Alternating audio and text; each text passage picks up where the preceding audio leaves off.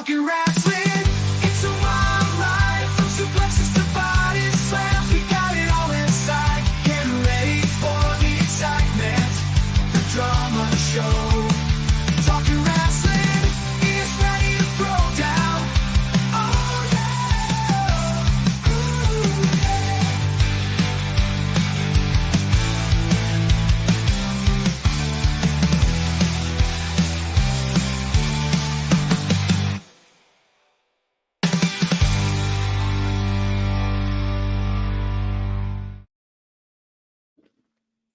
Hello and welcome to Talking Wrestling with Palm Water Dave. I'm Palm Water Dave.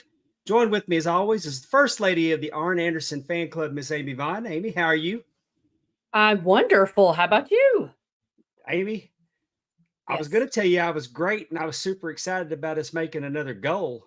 But then I watched our open and saw Camacho. It all came back to me how bad that chop hurt.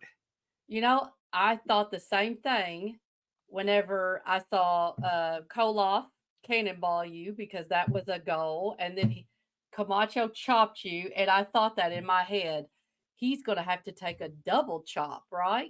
Is that what we're Yes, doing this time? A double chop. double chop from Camacho. Ooh. And Hey, he's way too eager to do it.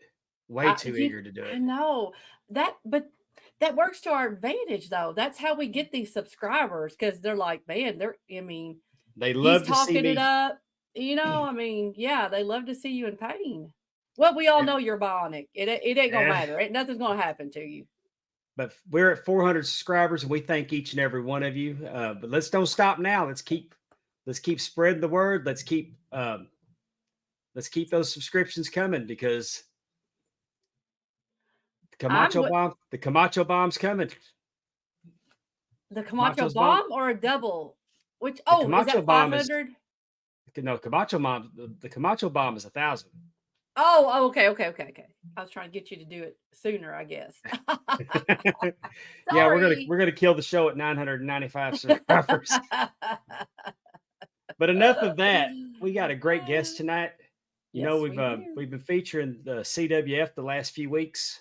We've had some great guests, and tonight we are going to bring in not only the owner of the CWF, but he's also half of the tag team champions, along with Nathan Sims. Welcome to the show, Marshal Briggs. Oh, hey. Hey, Marshall, how you doing?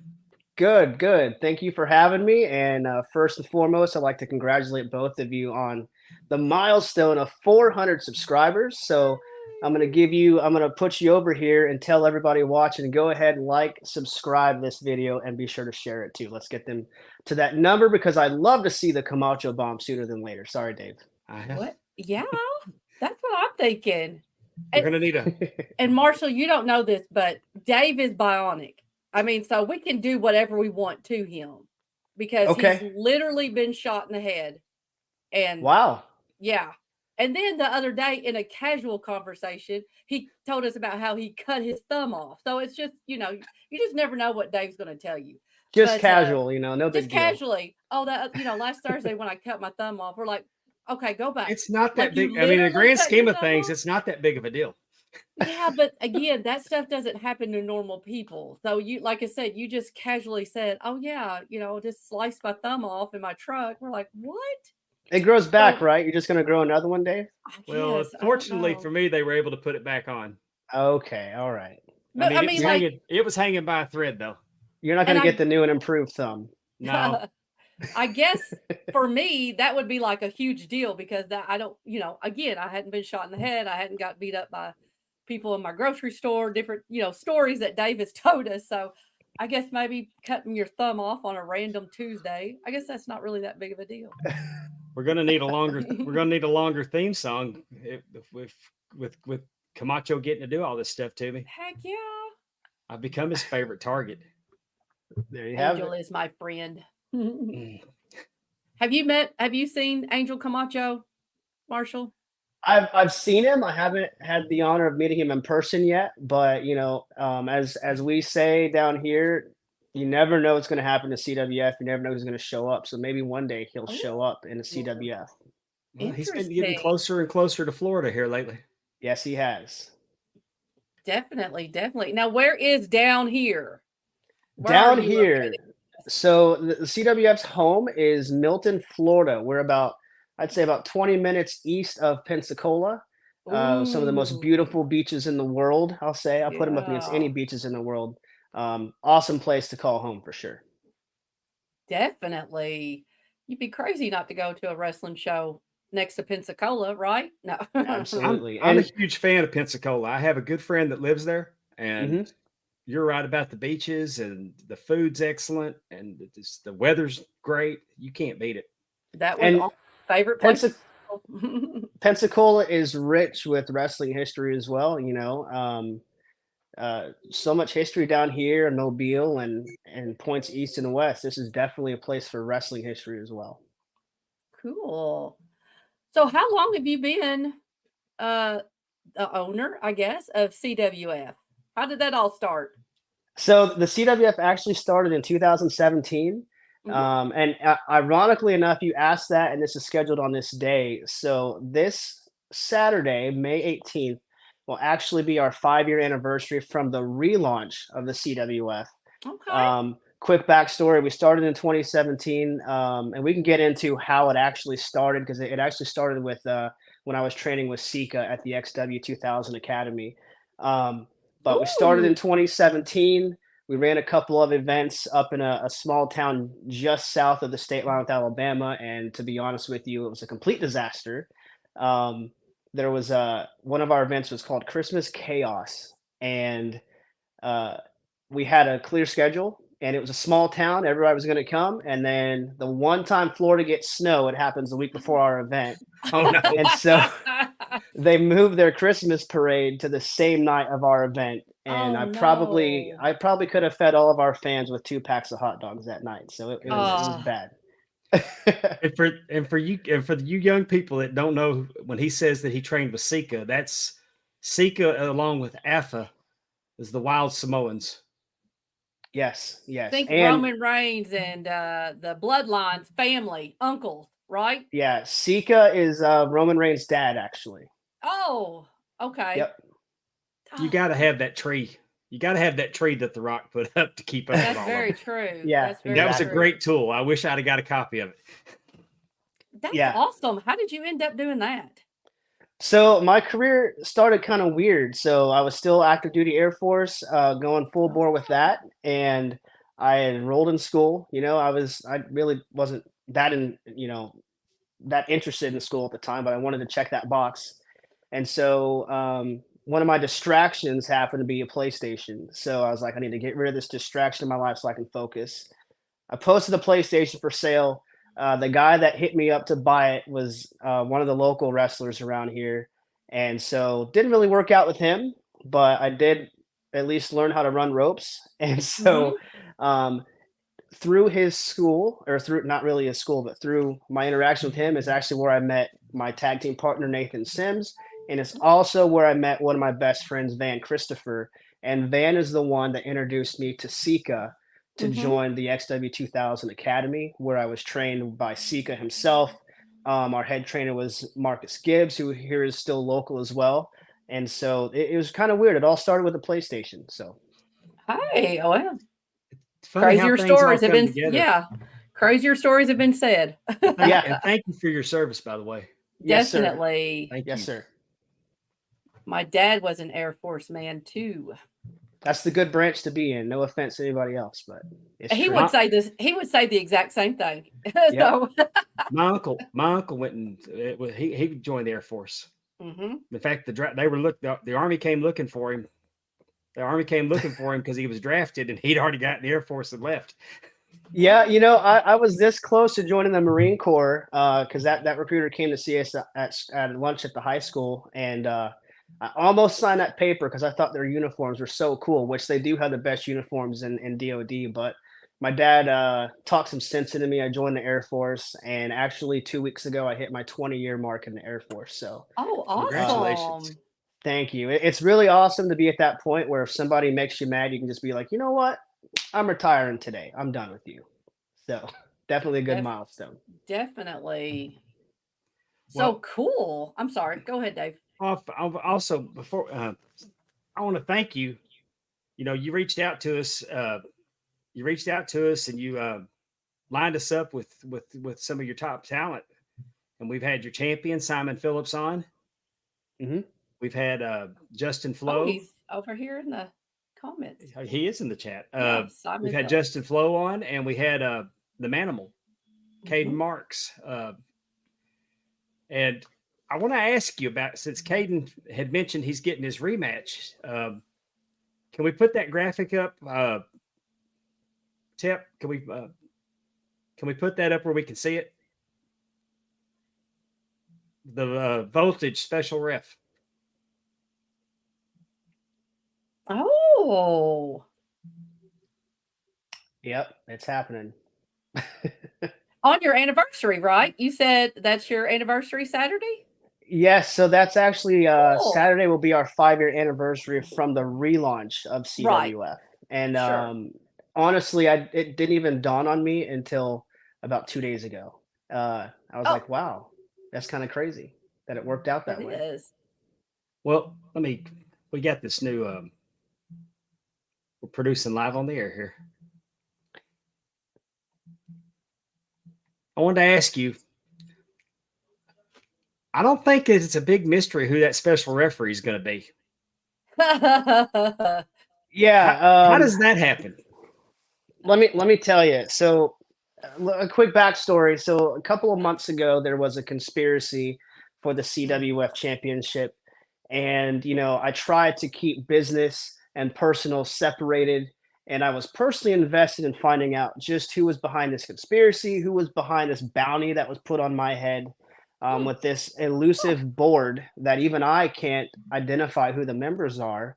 So, to avoid any, insinuation or anything like that of me having, you know, uh, any corruption or vested interest, I went ahead and took a step back from the day-to-day operations as the owner of CWF. I'm still the owner, but I'm not involved in the matchmaking at this time. So that is a match that the board made, and they have certainly proven themselves to be a bit biased toward Justin Flo and Flow Enterprises, and a couple other entities in our company as well. But it's pretty obvious who the referee is going to be. But what I will say is, not everything is as it seems in the CWF. So people might want to show up Saturday to see it. Is Flo really going to make it to Voltage to be a referee? Oh, interesting. Hmm. Does he have to deal with Simon before that match? I sure hope not, because I know Simon, the Defiant King and the CWF champion. By the way, he is 1 month away from being the longest reigning CWF champion, as he'll hit his 1 year mark here soon. I certainly hope that him and Flo don't cross paths, because it may throw the entire event off the rails, because we won't have two of our top stars, Right. because they'll probably destroy each other before. Mm. Well, when I saw that graphic, now it makes perfect sense, because it just seemed like poor Caden's got the deck stacked against him there. He does, unfortunately, and Flo has a lot of pull somehow with the bounty.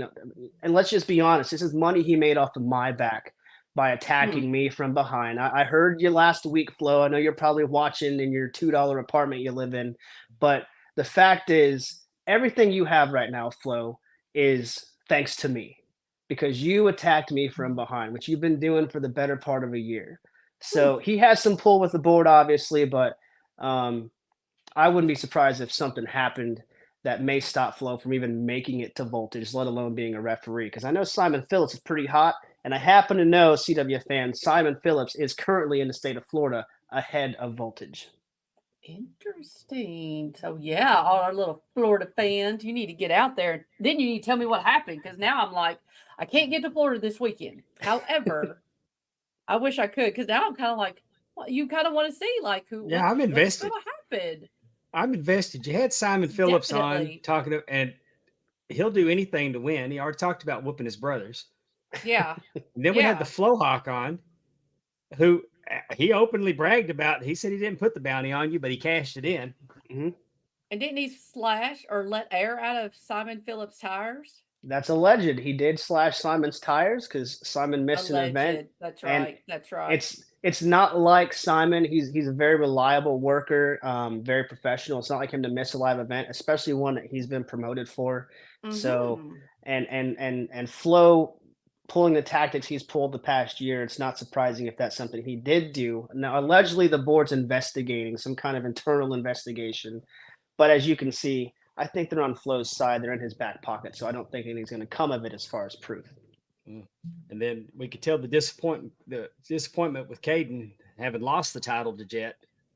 Yes. So, And I think you it know, bothers me more that Jet's not half the wrestler he is. That in his opinion, that it's such a lesser wrestler to him. That I think that bothers him more than actually losing the title. But he seemed laser Mm. focused on getting it back. he Because of who he does. lost it to. Mm-hmm. And you know, I'm so glad that Manimal Caden Marks got to be on your podcast because I think he's one of the great hidden talents down here, not just in the Mm. Southeast, but all over the country. And there's a reason why Caden was the first ever Division One champion, the title that honors the great D1 Van Christopher. Now, I agree that Jet won that championship in some questionable ways because he won that title at our Commando Clash event on Duke Field, where we performed in front of over 2,500 fans, which is the biggest audience we've ever had. Yeah. And unfortunately, Manimal, you know, it was a triple threat match with Chris Mason, Manimal, and Mm. Jet Danger. And Chris Mason, if you haven't seen him, is one of the most dominant performers we have on our roster. And legitimately, Caden Marks knocked the wind out of himself. He may have had a concussion. Um, Caden Marks was out of it, and he was in no condition to defend himself. And of course, Oh. Jet Danger, as a student of Justin Flo, will do anything he can to get overs on somebody, and that's how he won the D1 title. Mm. Opportunist for sure. Yeah, you could definitely tell that when you talk to him. Yeah. He's a charmer, though. He was nice. Oh yeah. Yeah. He's nice, all right. Yeah, I'm sure. If I had a title, he probably would be nice to me. Be trying to take it. No. Like I said, he seems like laser focused, and I think he's got a really bright future ahead of him. He does. But let's go back. Oh, Terry Weaver says, I love the series of shows from CWF. It has been excellent. Awesome. Thank you, Thank Terry. you, Terry. T Weave. The circle back after you got through training with Sika, where did your pro wrestling journey go from there? So I worked a couple of local promotions down in our area down along the coast. Kind of got my foot in the door a little bit.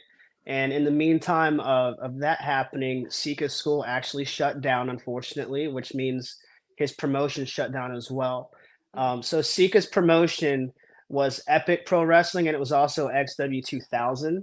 And any of you that know Matt, who was part of the Jamal and Rosie tag team back in like 2005, 2006, tagged with who we knew was Umaga when they were 3 Minute Warning. Matt was supposed to take over that promotion because Sika wanted to retire. And unfortunately, Matt passed away before that was possible. Oh. So that ended up being the end of Sika's training school and Sika's promotion. And so I saw that gap that we had, and that's when I decided, you know what? I think I can do this, and I think I can do it better than anybody else. And so that's when the CWF started. Now you talk about the reboot. So Mhm. how what was it, like a COVID thing related, or what was the reboot all about? So the reboot really took about a year. So like I said earlier in 2017, I'll just be honest, we flopped. I didn't know what I was doing. I was listening to some of the wrong people, had no clue what to do as a promoter, lost a bunch of money. Mm. And so I decided, you know what, I need to take a step back from this and reassess. And so that was the end of 2017. 2018, we didn't do anything at all. And then 2019, on May 18th, was CWF Resurrection, which was the reboot of our company. I completely restructured the way our events are written, restructured the way that we promoted our events and our graphics and so forth. And our first event was actually down in Navarre, which is right there on the beach. Literally, you can see the beach from the venue.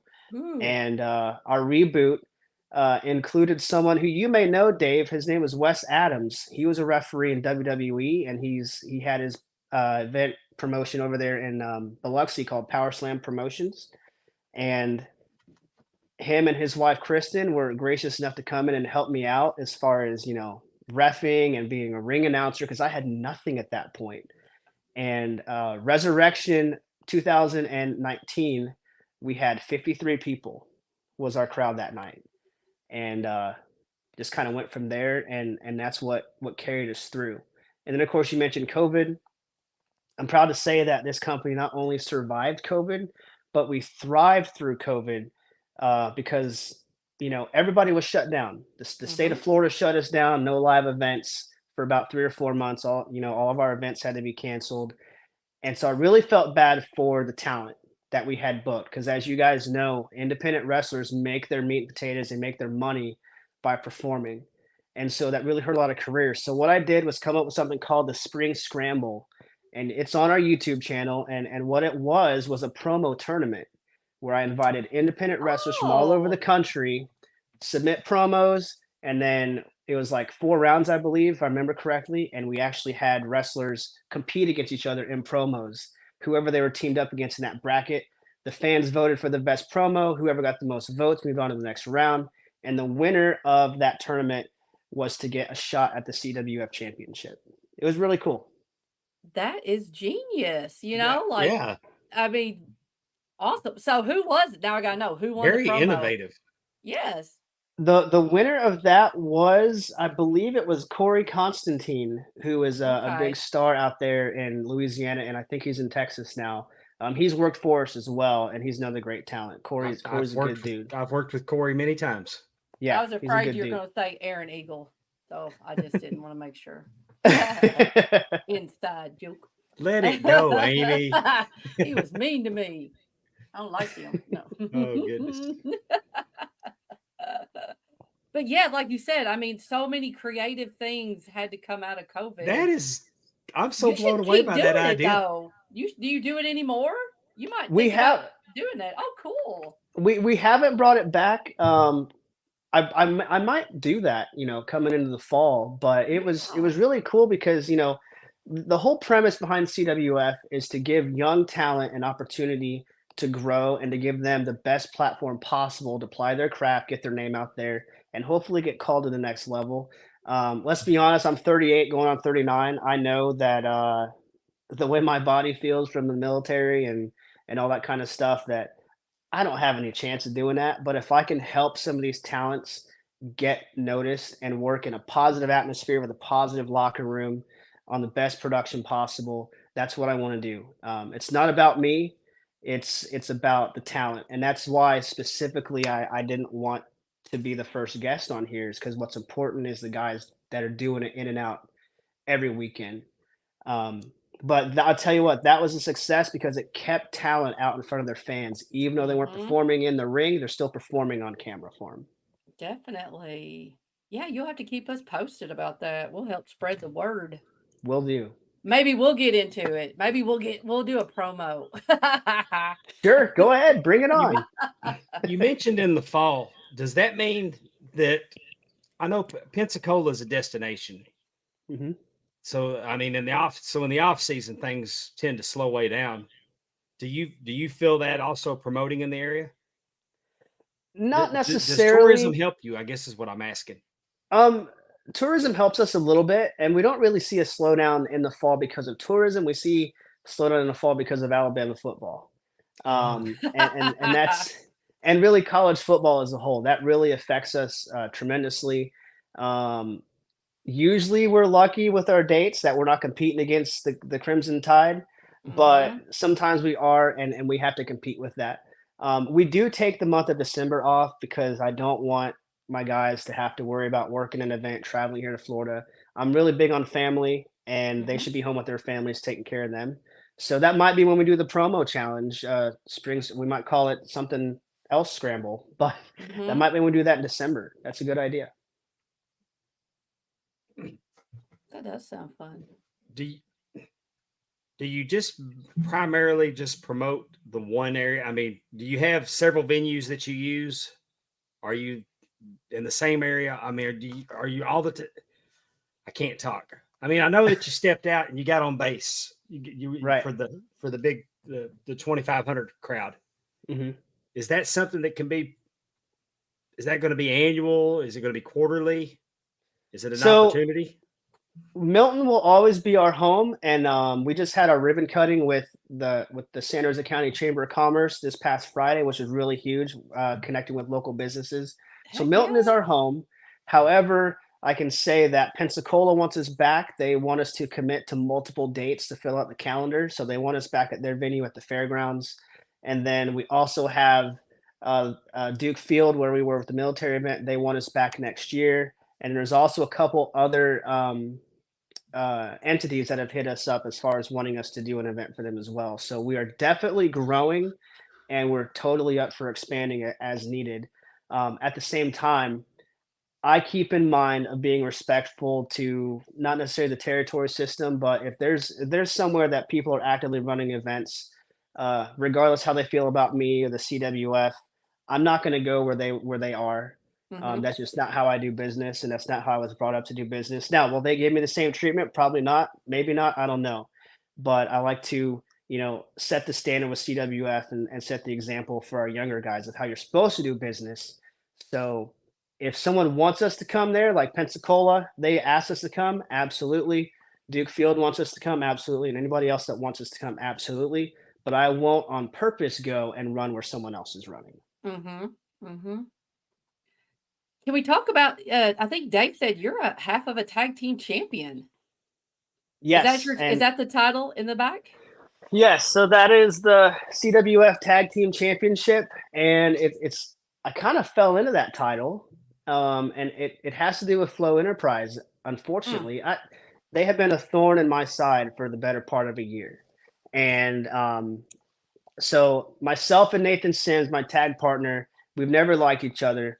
We haven't been friends. Oh. We probably never will be friends. Some of my biggest battles and wars I've had in the CWF ring have been with Nathan Sims. And it just so happened that we had a common enemy in Flow Enterprise. And sometimes you have to put your personal feelings aside, do Mm-hmm. what a man's got to do, and get business done. And so we actually uh, won those titles at an event in Pensacola in January, really against our volition, but we had to do what we had to do and ensure that the titles were safe and not in the hands of Flow Enterprise. Yeah, if he got too many in his enterprise, he would probably be hard to deal with. Yeah, He's already hard to deal with, right? absolutely. So forgot my question. Goodness. Dave, what are you thinking?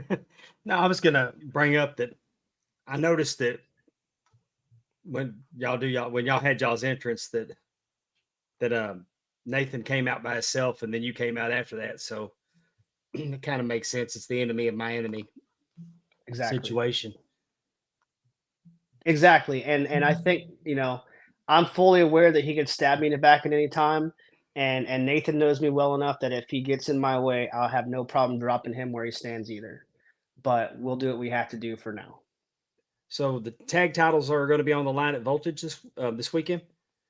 So they won't be on the line at Voltage this Oh, weekend, but we will be competing at Voltage. The titles will next be defended on on June 22nd at CWF Defiance, which is our Mm. next premium event where all the titles will be on the line. okay.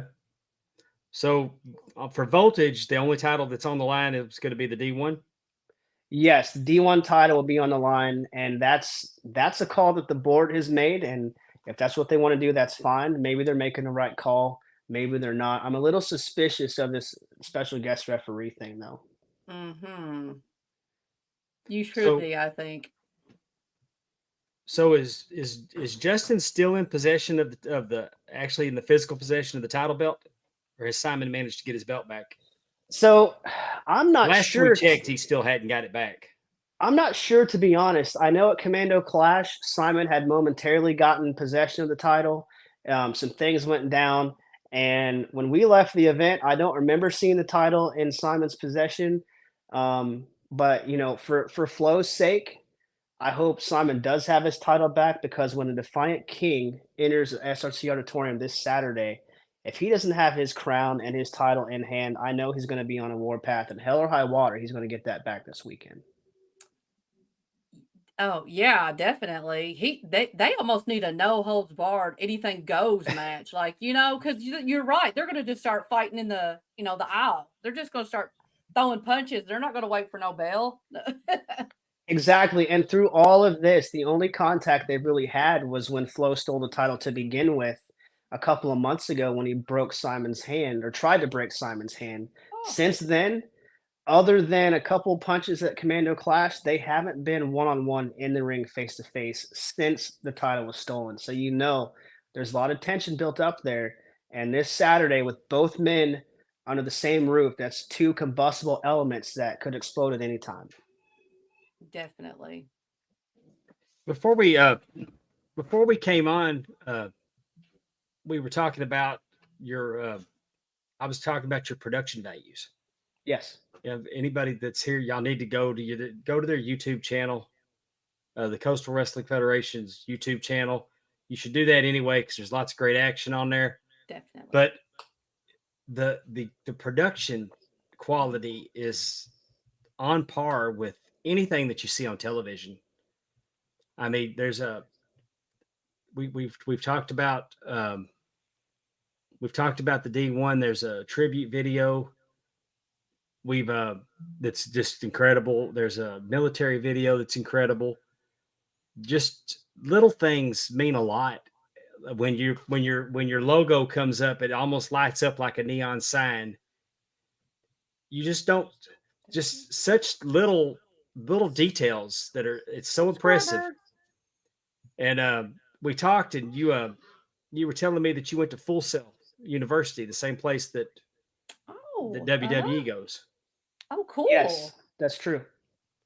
That is true. I'm all in on the CWF being a success. Without getting too deep into the business side of it, this company was built from the ground up with blood, sweat, and tears. No loans. We've yet to have sponsors.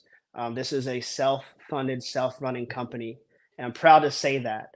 And I'm all in on it. I use my GI Bill that I earned with my military service to go to Full Sail University and get my bachelor's degree in sports marketing and media. Graduated with a 4.0 and valedictorian of the class. So I'm very proud of that. Woo, Should be. yeah, Congratulations. you should be. And so that I'm not saying that to blow myself up, but that's my dedication to giving our talent the absolute best opportunity to thrive and shine and grow.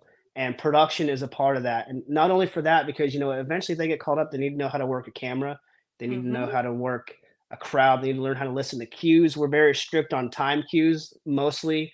If anyone's guilty going over, it's me on our matches and promos, but who's going to fire me? Right. But typically we're very close on our time cues. Like the Commando Clash, we had an hour, and we literally were right at an hour when that last match ended. So Awesome. we're big on all that, and we're looking to grow as far as our production value. So anything we can do to grow, we're trying to do. I think it's a plus for all your talent. I mean, like I said, little things mean a lot. And we're talking about the production value, but you look his championship belts. His championship belts are their quality. Mhm. I'm a huge belt nerd, so that's the first thing I notice. Mm-hmm. But they're that, and I'm not going to kick promotions for trophy shot belts. Everybody's doing the best they can. I will kick them for using toy belts with stickers on them, though. That's a no. Don't do that. Right. But what I'm saying is your attention to detail and how your wrestlers are presented can only be a plus for them because people, the only way nowadays, especially, everybody watches video on everybody. Mm-hmm. And a person that's being presented that, I mean, in a very, very good light with a quality production, it's going to go a lot farther than somebody that got filmed on an iPhone at the VHW hall without lighting. Right. And I mean, Right. And I've got to give a shout out to my light and sound guy, Tim Tate with Main Event Productions. He has been tremendous. Tim has been with me since day one. He's a consummate professional. He's got great attention to detail as well. And if you were backstage at our events, we do have a legit gorilla position where he's on one side with his monitors. I'm on the other with my monitors and producing and directing and giving each other cues and so forth. And anybody that's ever worked at our events will probably tell you, if I'm ever a jerk, it's probably the biggest time because I'm focusing on camera angles and cues and all that kind of stuff. And they want to ask me a question, I'm like, go away. But it's big, and the title belts are very important to me as well because that represents our company. And I will always say that a championship doesn't make a star makes a championship. But when that star makes that title, I want to look good and look legit. As you talked about small details, and we can go back to that very quickly. Um, Anyone that hasn't been to our live events wouldn't notice this, but typically all of our events will have little subtle changes that will fit either the flyer logo or the theme for that event or something like that. Even if it's something as small as changing the color of the ropes, that's what we'll do just to get that little extra step to make the CWF stand out above everybody else. Outstanding. It is. Well, I'm excited. I'm super excited to get down to one of your events. It's not it's a 4-hour drive from where I'm at. Mhm. So it's not I mean, I drive more than 4 hours to referee shows. Some Well, of the local stuff that I do, you're more it'll than be a welcome to 4-hour haul. bring the stripes with you, Dave, and I'm sure we'll find something for you while you're here. So we'll We'll talk make it about that happen. offline. Ooh. All right, great. I'll I'm take you always up on it. looking for an excuse to go to Florida and go to a beach. So, A beach and some wonderful wrestling, you can't beat it. no, not in my eyes anyway. I mean, that sounds like the perfect vacation right there. It is. And I will put our roster up against anything that's out there, anywhere in the Southeast, and not just from a performance standpoint, because we do have guys that are young that are still learning. And I will put our talent in uncomfortable positions. If I'm taking my Briggs hat off, put my promoter hat on, I'll make it a point to put our talent in uncomfortable positions as far as I've never been a bad guy, I've never been a good guy. Well, you're gonna do it here because I'd rather Mhm. you try it here and fail and learn than get the call from WWE, Ring of Honor, whoever, and they want you to do that and you've never done it before. Right Mhm. here is where you need to learn that and get good at it. So, and I think we see a lot of growth from that. Prior to all of our live events, um, all of our talent roster will watch a match or a promo or something and dissect that together and Oh, come up cool. with, what they can learn from that, what was done wrong, what was done right. And I just got to say that our locker room, the dynamic of our locker room is second to none. And Let's I talk hate. about them because we're familiar with Simon, Justin, and Caden now. Mhm. Tell us about some of your other talent that we haven't mentioned over the last few weeks. Yes, so Introduce us to them. we've got some tremendous talent on our roster. Earlier, I mentioned the Southern Brute, Chris Mason. He went to Dr. Pritchard's school with um, I with love Dr. Simon. Tom. Yeah, so they're both graduates of Dr. Tom, and Simon and Chris are both tremendous performers. I also will bring up Johnny Romano, the '90s pop star. He's been with us since 2019. One of the most tried and true performers that we've had, and he's loyal to the company. He's loyal to success. Tremendous guy to have around as well. And I've got to talk about, of course, Nathan Sims. As much as I don't like him, he will work harder than almost anybody in the ring to perform and put on a great uh, uh, match for our fans.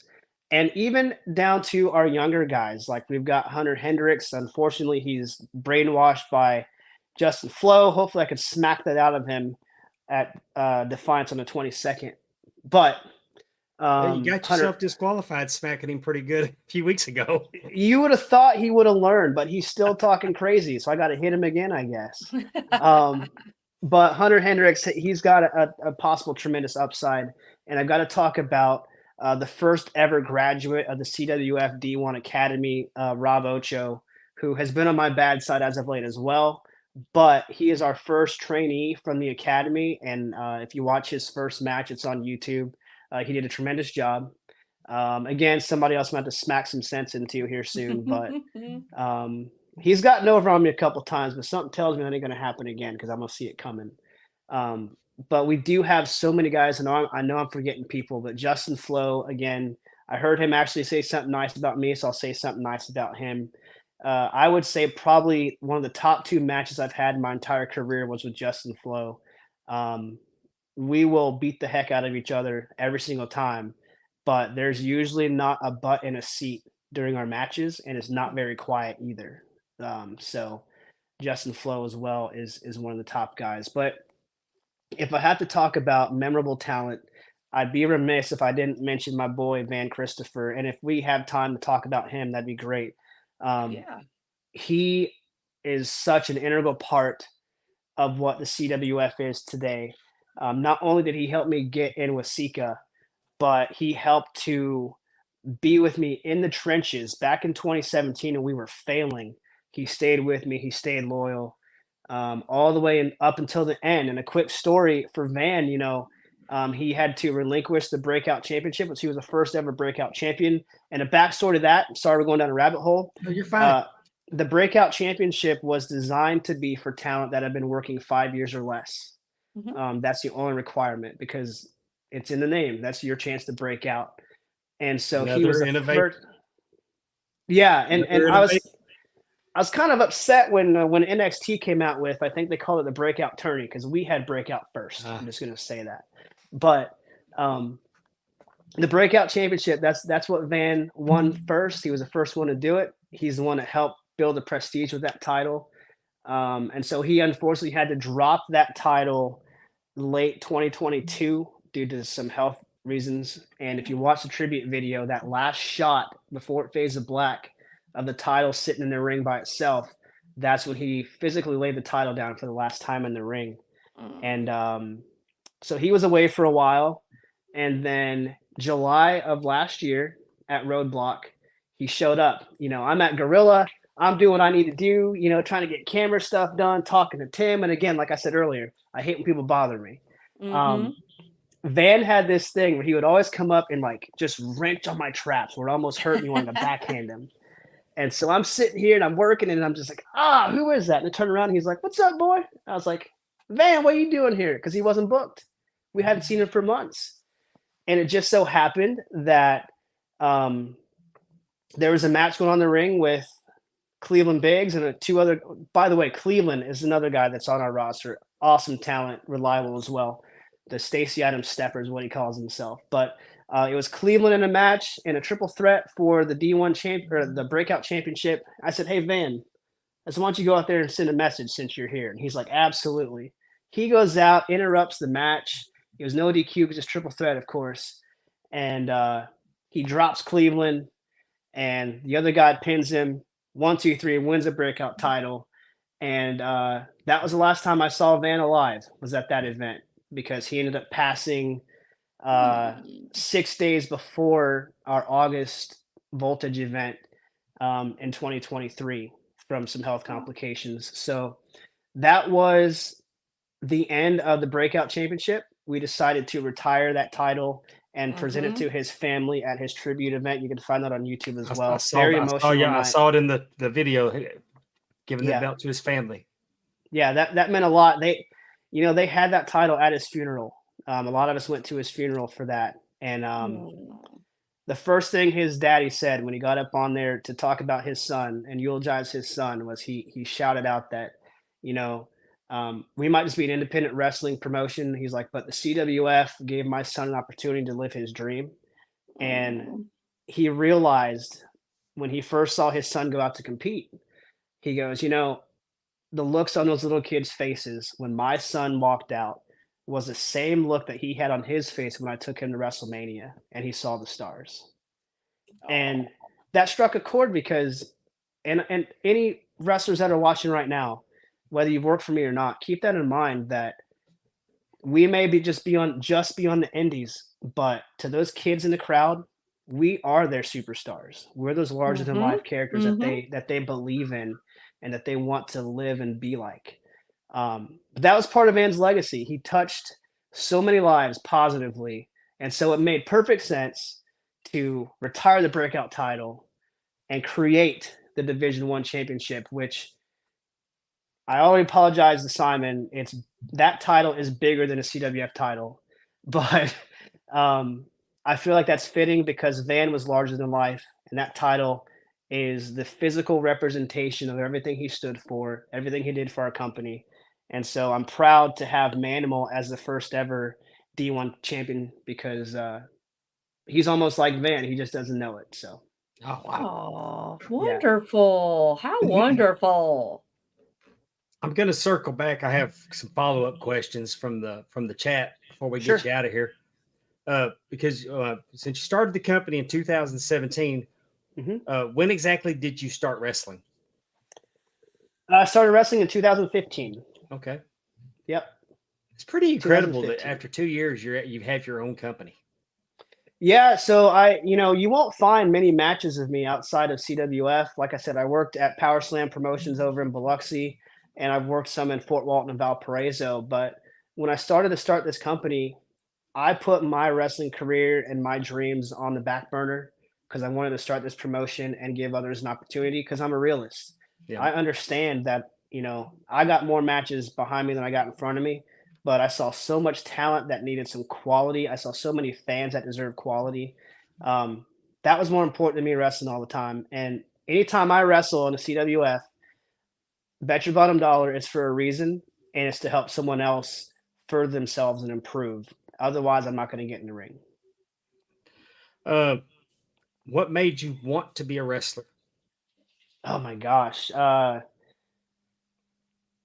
The first time I watched the Monday Night Raw, I'm an Attitude Era baby. Okay. So the first Raw I watched, my dad was flipping through the channels, and I saw Stone Cold had just won the title at WrestleMania 14 from Shawn Michaels, and it was the night after, and it was him and and Vince in the ring, and remember he hit Vince in the lower extremities, and I thought that was so cool, and I was hooked since then. And so I've been a student of the game from that day on. Anybody that works with me or that's around me, I eat, sleep, breathe, whatever, wrestling. I'm always watching content, watching old stuff, trying to learn and pick up on things. So that's what started it all. That's an incredible story. That I mean, is. I'm so thankful that we got to meet you. That I can't thank you enough for everything that you've done for our show. Getting and our mission statement is to help help promote indie wrestling, support indie Mhm. wrestling, and you sending Simon, Caden, and Flohawk over to us and getting to visit with you. You're a credit to the business. Thank you. I can tell that you want to leave it better than you found it. It kind of hit me when you said that the reason that you became an owner because you thought you could do better for the business. There's only you want to be a wrestler, but you know that you're doing more good behind the scenes. And that reminds me of when I went to wrestling school. I quickly realized that I would do more good as a referee than a wrestler. Hmm. I didn't want to be that guy on the card. I could have done it, but I wasn't gonna make a positive contribution in the ring as a wrestler.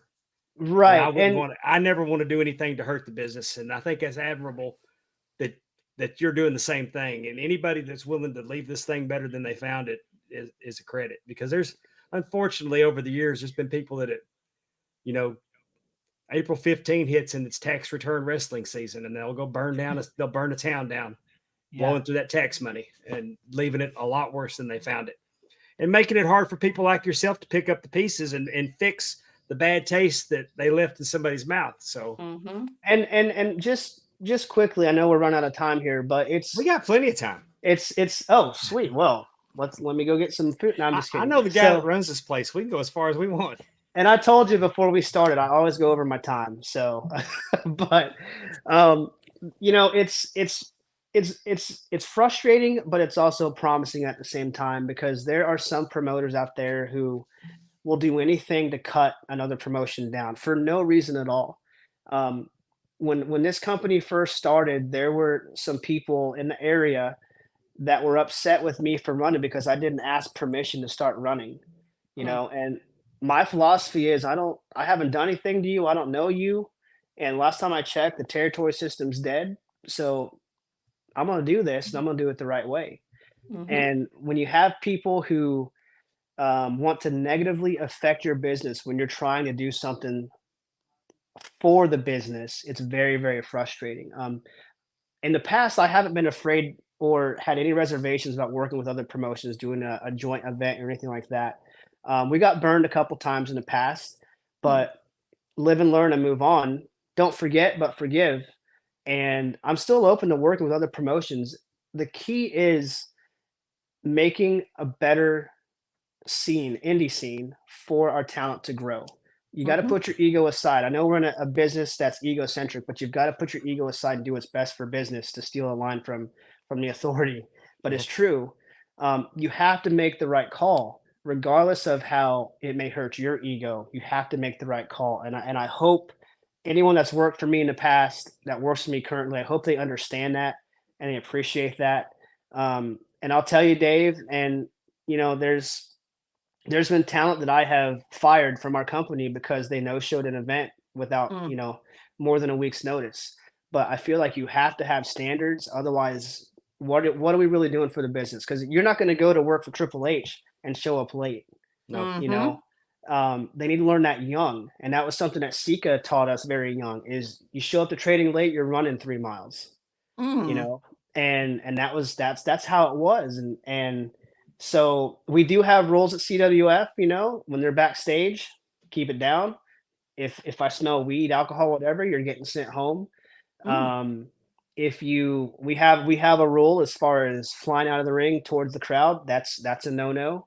Um, PG, of course, because we do have a bunch of kids and business leaders and everything from the community.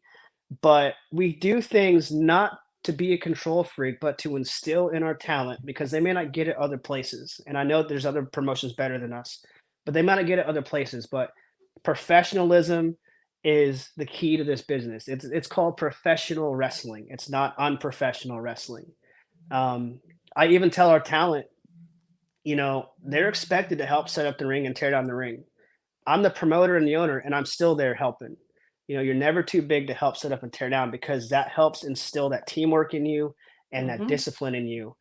And after you're done setting up the ring, when it's time for the fans to show up, if you're going to be out with them, you better be dressed like a star. Don't be dressed like a fan. Dress like the star you want to be.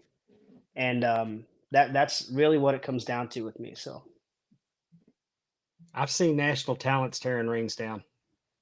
Cody Rhodes. I've seen national talents passing out flyers in the parking lot of a WWE pay-per-view when you Yeah. came out there. There was a Exactly. picture today on somebody's Facebook.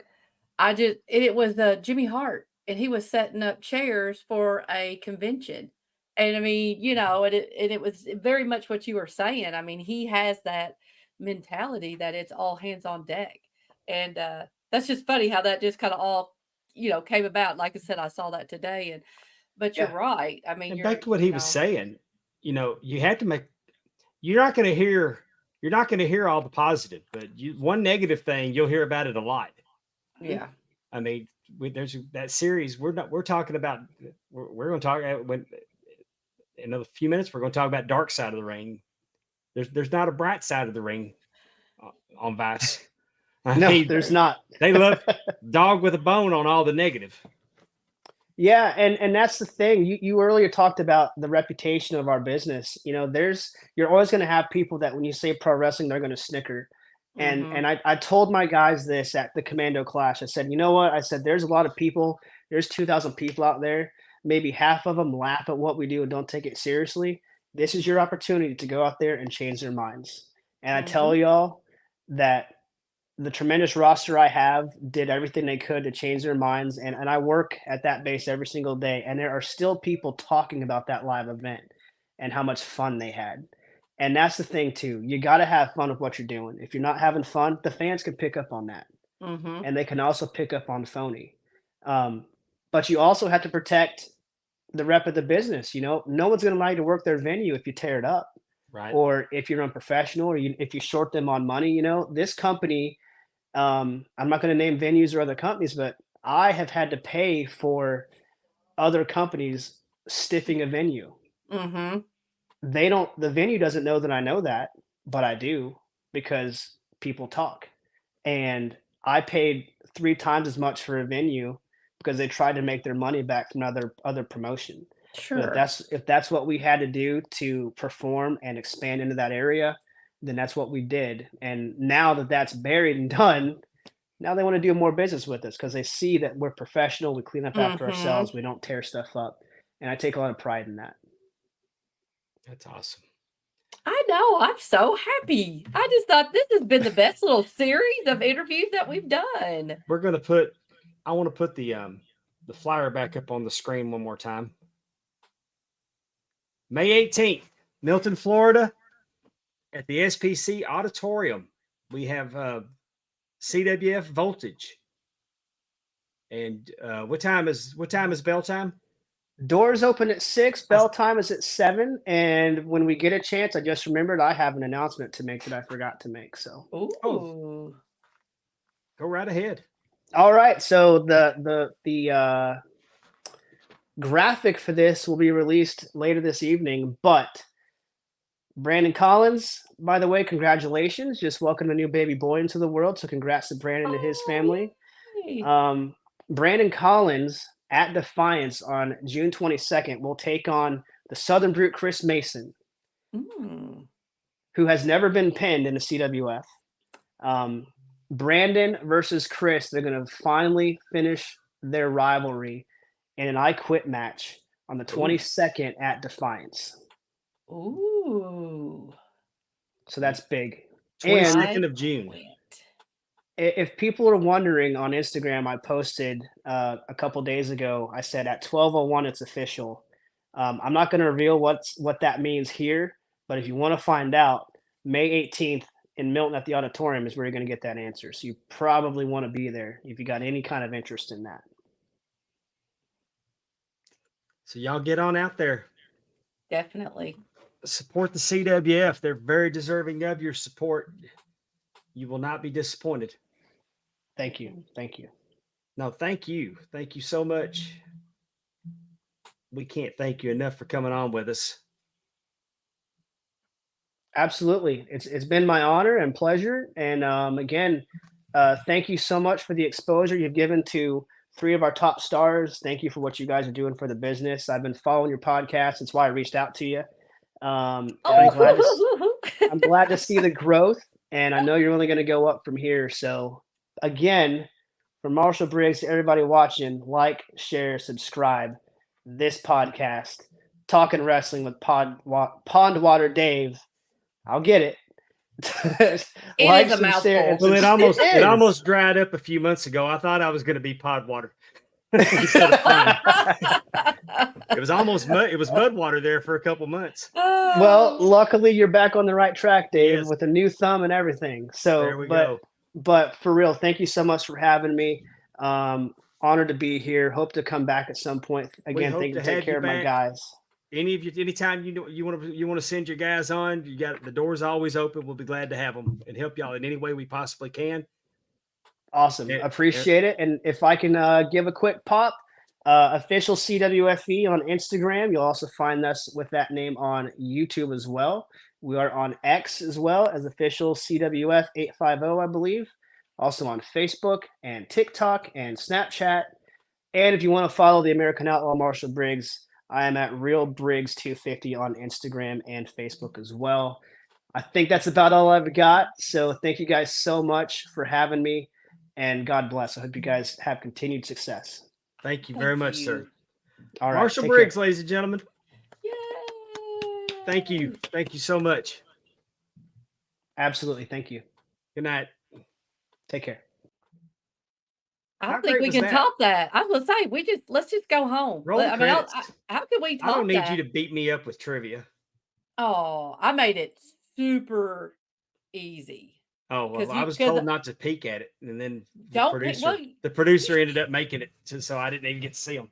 You didn't ever need to peek at it. No, I don't ever want to peek at them. I told Steph, I said, he complained. I did say Dave always complains that I say the hard. I just think I pick things that I think are interesting, and I don't expect you to know the time code, but I'm fine. I think it's fun sometimes just to kind of throw that stuff out there. So. Hey, the innovation that I picked up. Exactly. He's so innovative. I mean, with the You know what? I with the bet if breakout champion having a 5-year limit on it, that is so yes. cool. And what he Promo. said about NXT doing a breakout tournament. Don't think that they don't pay attention. I'm on, and I don't. I'm never going to work for WWE, so I'll come out and say they steal stuff. Of course. Let me tell you an example of how. Well, I mean, Ray Fury's all over the place going yeet yeet. What's the biggest thing? Now Ray Fury didn't have the copyright on yeet. Somebody else got paid for that for WWE to get it. But what I'm saying is they got yeet from the indies. Mm-hmm. I asked Gerald Briscoe a question on Twitter one time about a finish that I saw in Florida, and I'm going to get the match and I'm going to put it on our channel. Where I don't know if y'all have noticed or not, but I'm putting classic wrestling matches that I can put on our channel without any copyright violations on our channel. And y'all are responding tremendously to it. And I love you for it. I am very interested in that new one, Tully and Gino Hernandez. And I'm going to follow it up in a couple of days with the match from the Hemisphere. I believe it's from the Hemisphere Arena in San Antonio. Tully Blanchard versus Gino Hernandez. And boxing legend Ernie Shavers, who went 15 rounds with Muhammad Ali, is the special referee for that match. Really? Oh, cool. And I'm going to put that up too. But I used to watch Southwest Championship Wrestling when they were on USA when I first got cable. But I'm coming back around to tell you that there's a match in Florida between the Briscoe brothers, not the Briscoes. Jack and Jerry. I'm talking about Jack and Jerry back in the day, against Dory Funk Jr. and David Von Erich when David Von Erich was in Florida in '82 during his heel run. Dory Funk swept the legs on Gerald and had him pinned. And David put his foot through the ropes, stuck his foot in his ass, and gave him some leverage to hold him down for the 3 count. And I asked Gerald Briscoe about it. And they talked, and he responded to me out in public. About 2 weeks later, I saw that finish on WWE, and they did it on 3 occasions after that. And when he was, you can't tell me somebody at WWE wasn't on seeing Gerald Briscoe's social and use that finish, which I got no problem with. Yeah, when I'm was just that? saying that. Was he still with WWE, or maybe at least new people? I don't know if he was still on. I don't know if he was still scouting for him or not. It's been a couple years. But what I'm saying is they pay attention to what's going on, and the talent does too. And nothing's original in wrestling. No. So except for the promo, I think the promo battle that's pretty cool. CWF is very innovative, and I'm telling you, he told me to bring the straps, so you can bet I will. Yeah, you better. Yeah, but I'm getting down to Florida. Getting down to Florida sooner than later. Definitely. For that, because I really, we've been fortunate enough to have some really neat independent promotions work with us, come on and we, tell us what they're doing and all the great things that they have going on. But before we move on to our next bit of business, I want to tell everybody that next Tuesday night, the 21st, yes, we're going to be joined by Dave Penzer, legendary ring announcer Dave Penzer. He wrote a book with Guy Evans, and he's going to be here to talk about it in 2 weeks. I don't want to mess this up. The 28th, right? Right. On the 28th, we're going to be joined by Hilda from MPX Wrestling. Yes. In Metroplex Wrestling. Our friends at Metroplex have a big event coming up at the Epic at Grand Prairie. So that means that their last event at the Epic at Grand Prairie must have gone good, because they're going back again. And this event's going to be called The Purge. Ooh. And Hilda's going to join us. And then on the 4th, our good friends from Rise Wrestling are going to be back. Yes, can't wait to hear them. They have a NWA World Title match coming to their event. Yes, And they're going to be EC3 is going to here. be We're going to there. talk about all that. We can't wait to have them back on. They were a ton of fun the last time they were with us. Definitely. And then on June the 11th, from MPX Wrestling, Demo Diamond's going to be here. Demo Diamond is going to join us, and that's going to be just days before the big event at the Epic, the Purge. And we're super excited that MPX is that we're going to get to do some stuff with MPX again. That's a promotion that's near and dear to my heart. And you talking about production value, both of them, Coastal and MPX, just, like you said, I don't want to say they don't think that, just because they're a smaller independent group that they can't, the production is amazing. I mean, that, There's lots video, of, MPX and it's not exclusive just to those two. Like No. AWA is the same way. And Yes. I could go on and on with promotions that do that. Oh, In definitely. this day and age, definitely. it's easier than it's ever been. And I don't mean I'm not diminishing it. I'm just saying with today's technology, that's an avenue that more promotions should do. Right. I mean, They should do because it's small available and easy to do. small promotion, big production. Definitely. Kind of like our friends over at Big Time Belts. Or us. High quality. Yeah. High quality, to low Teppy. prices. Big Time Belts. Who was getting a new belt? Did AWA? Who was getting a belt? Do you AWA remember? said they got one coming. Okay, maybe that's what it is. Yeah, It's still, because he it's said okay, it was it's not going to here yet. outdo our friends at the Palmetto Championship Wrestling belt. Oh, yes. Oh, that's But how gonna be a about this hard one. custom North American heavyweight championship? I like that red. Oh, I like that one. Yes.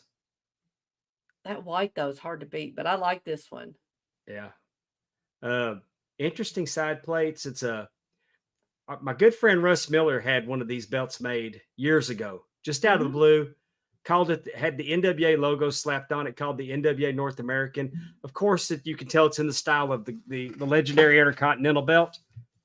But people for years thought that custom belt that Russ Miller had made was a legitimate NWA territory championship. Really? And it wasn't, but that's what this one's based on. I'm going to take points off for the crown because I don't like crowns on belts. Oh, okay. Never have, never will. That's a personal thing. That's a personal thing. That's just me. I don't know what it is. And Reggie Parks was legendary about putting crowns on belts. Where logos should go. That's my one. I think one of the new WWE belts has a crown on it, if I'm not mistaken. Really? I'd have to look closer. I think. I know that I saw a new belt recently, had a crown on it, and I was like, eh. But anyway, this is a beautiful belt. Craftsmanship, customer happy. I like it. The Louisiana Brass Knuckles Championship. Yeah. Is another custom based on the Texas Brass Knuckles Championship. I should reach around and grab mine and show it one night. Yeah. Or do it on the Ram Network. When are you going to do that belt? Aren't you having what is it? What is your show? An audience with the Belt Pope. Belt Pope, yes. An audience with the Belt Pope. I was given the nickname the Belt Pope in the belt groups. Once upon a time before Facebook and MySpace, we all just went on internet bulletin boards and we had Yahoo groups. 25 years ago, a lot of my wrestling friends that I met as belt collectors, I met in the Yahoo groups. So, I digress in the middle of this commercial. You knocked my wheels off. I'm promoting our sponsor and getting a plug in. I'm getting my shit in, y'all. Here's a new one. Oh, okay. Kind of looks a lot like our friend Tim's belt. Yeah. I like the plates. It's beautiful. It's very beautiful belt. You can see some Winged Eagle in there. You can see some WCW 92 in there.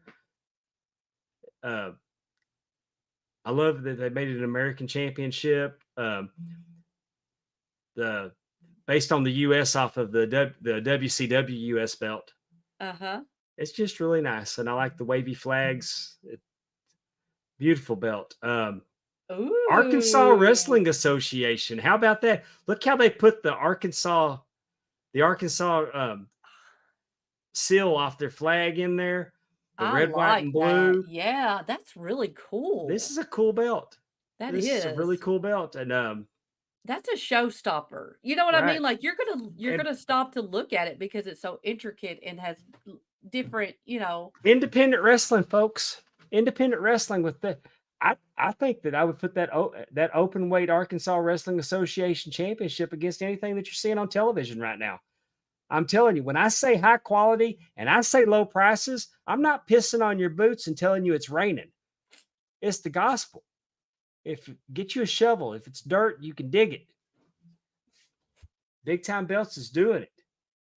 Oh, a sorority belt. A I sorority like it. belt based on the TNT belt. I like that. I like that faux croc backing. Oh, look at the hair. The hair guru king went to Big Time Belts. I like those plates. I like how that is too. I love putting those barber chairs on there. Yeah. Summit Wrestling Association Crown Champion. I think I like that blue. Another beautiful belt. Definitely. Complete custom. That's a custom. You can't say that it's based on. Right. I don't recognize it. That's an original custom right there. Big Time Belts can do that for you. How about the USW Tag Team belts? Oh, look at the back. Look at the snake skin on the back. Yeah. I like that. That's cool. Snake skin, red, white, and blue. Tim knows. He's got those. Oh, speaking of Tim's belt. Hey, I'm finishing. Tim's the main event. Oh, okay. My boy Tim is the main event. He popped in here. That's why I said that. There he is. Beautiful. Yeah, that's buddy. A he shows belt. up. He shows up at belt time. Yeah. Oh, well, yeah. Really. But there you go. There's, Tim had a belt dream 15 years ago, and personally, I'm glad he didn't have his own belts 15 years ago because my belts made more money than I did. It was about the money and the miles, Daddy. But all these years later, Tim made his belt dreams have come true. And then this right here, the Junior Heavyweight Wrestling Championship, is my favorite belt that Tim's done. It's one of my favorite belts that's been done.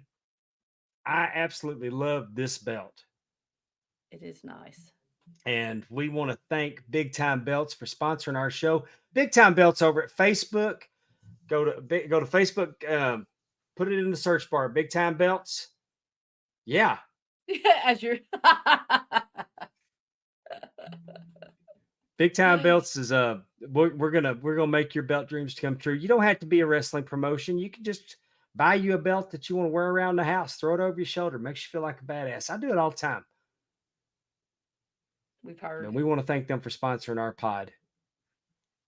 Tim's thinking about getting more belts. Tell him we sent you, Tim. Oh, I knew Tim was thinking about it. He's got the bug now. Uh-oh. Yeah. I gave Tim a very good piece of advice because Tim has to take his lovely bride into consideration. He doesn't want to make his wife mad. No. And none of us want to make them mad. Tim, I got 75 of them. I'm here to tell you they get over it. They will get over it. I thought you had 76. What happened to that other I had one? 77. I sold 2 of them. Oh, which one'd you sell? If you don't mind me asking. I sold my Reggie UWF and my Dave Milliken UWF television belt. To who? Russ Miller. You have 75 wives. No. What am I, stupid? No, that I got the best wife in the world. There won't be no more wives. That's true. You really did. Anyway.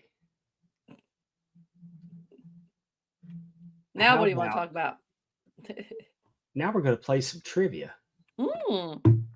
Okay. It's time for Amy's trivia. Think you have the facts? Let's play and see. Oh, sorry. All righty. Because in honor of doing the Dark Side of the Ring episode on Black Saturday, we are going to do a little Georgia Championship Wrestling. Yes. Yay! Yes. All right. First, ought to shoot a link over to Andrew Hermes because this is down his alley. He wasn't even alive for it. no, he wasn't even alive for. I mean, he likes 80s NWA, Jim Crockett, and he was not even alive. So that tells you what kind of fan he is. He went back and watched this stuff. All right, first question. I tried again because Dave was getting on to me about how hard my questions were. What day of the week did Black Saturday fall on? Was it Monday? Was it Friday? Was it Sunday? Or was it Saturday? Dave, what day of the week did Black Saturday fall on? C, Sunday. Final answer. Oh. No. I'm going to go out on a limb here, Amy, Yes. and say that it might have just been on Saturday. Ding, ding, ding, ding, ding. Yay! It was on a Saturday. Yeah. See? Don't you feel good? Yeah. Everybody likes a little ass. Nobody likes a wise ass.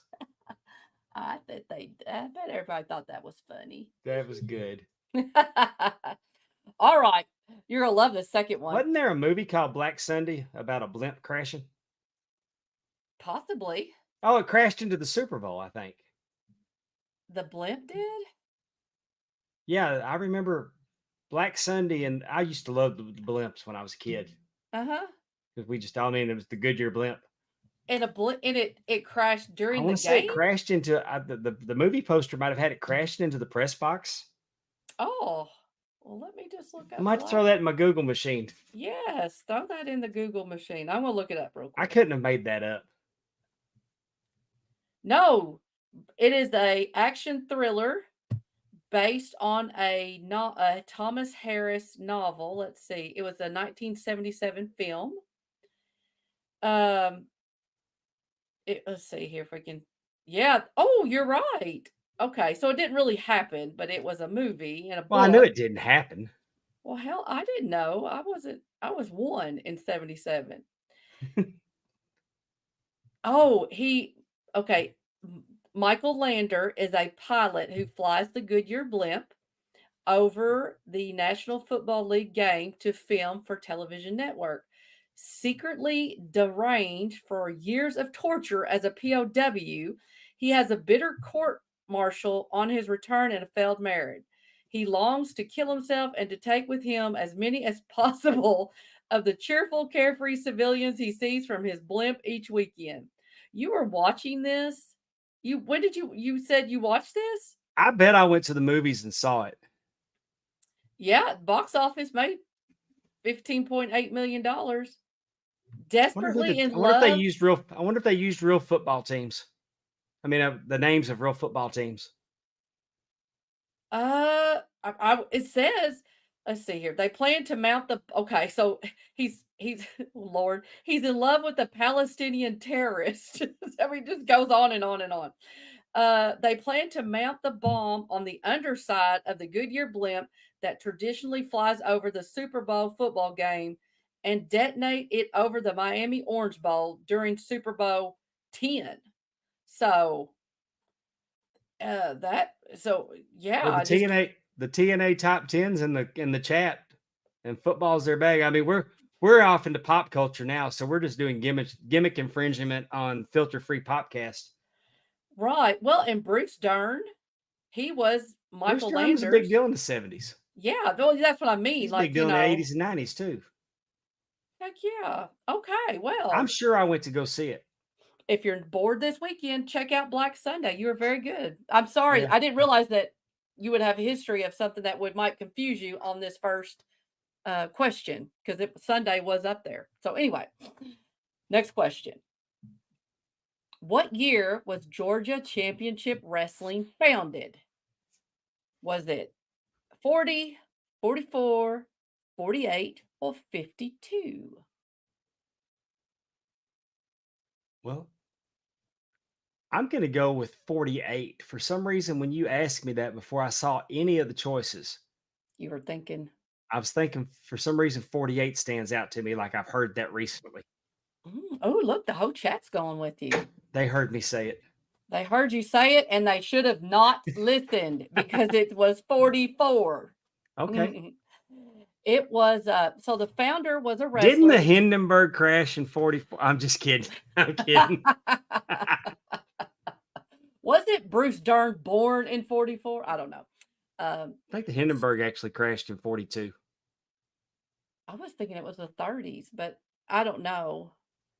You think it was 42? What'd you think it was? 42? I thought it was 42. I could be wrong. That's okay. That's okay.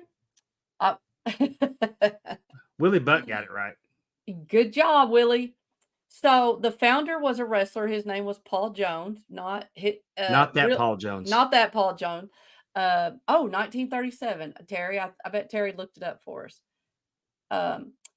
This man, his name was Andrew Lutzzi, Lutzzi, and he founded it. They were based out of Atlanta, and he actually retired like in 1974. So like he was the owner for quite a long time.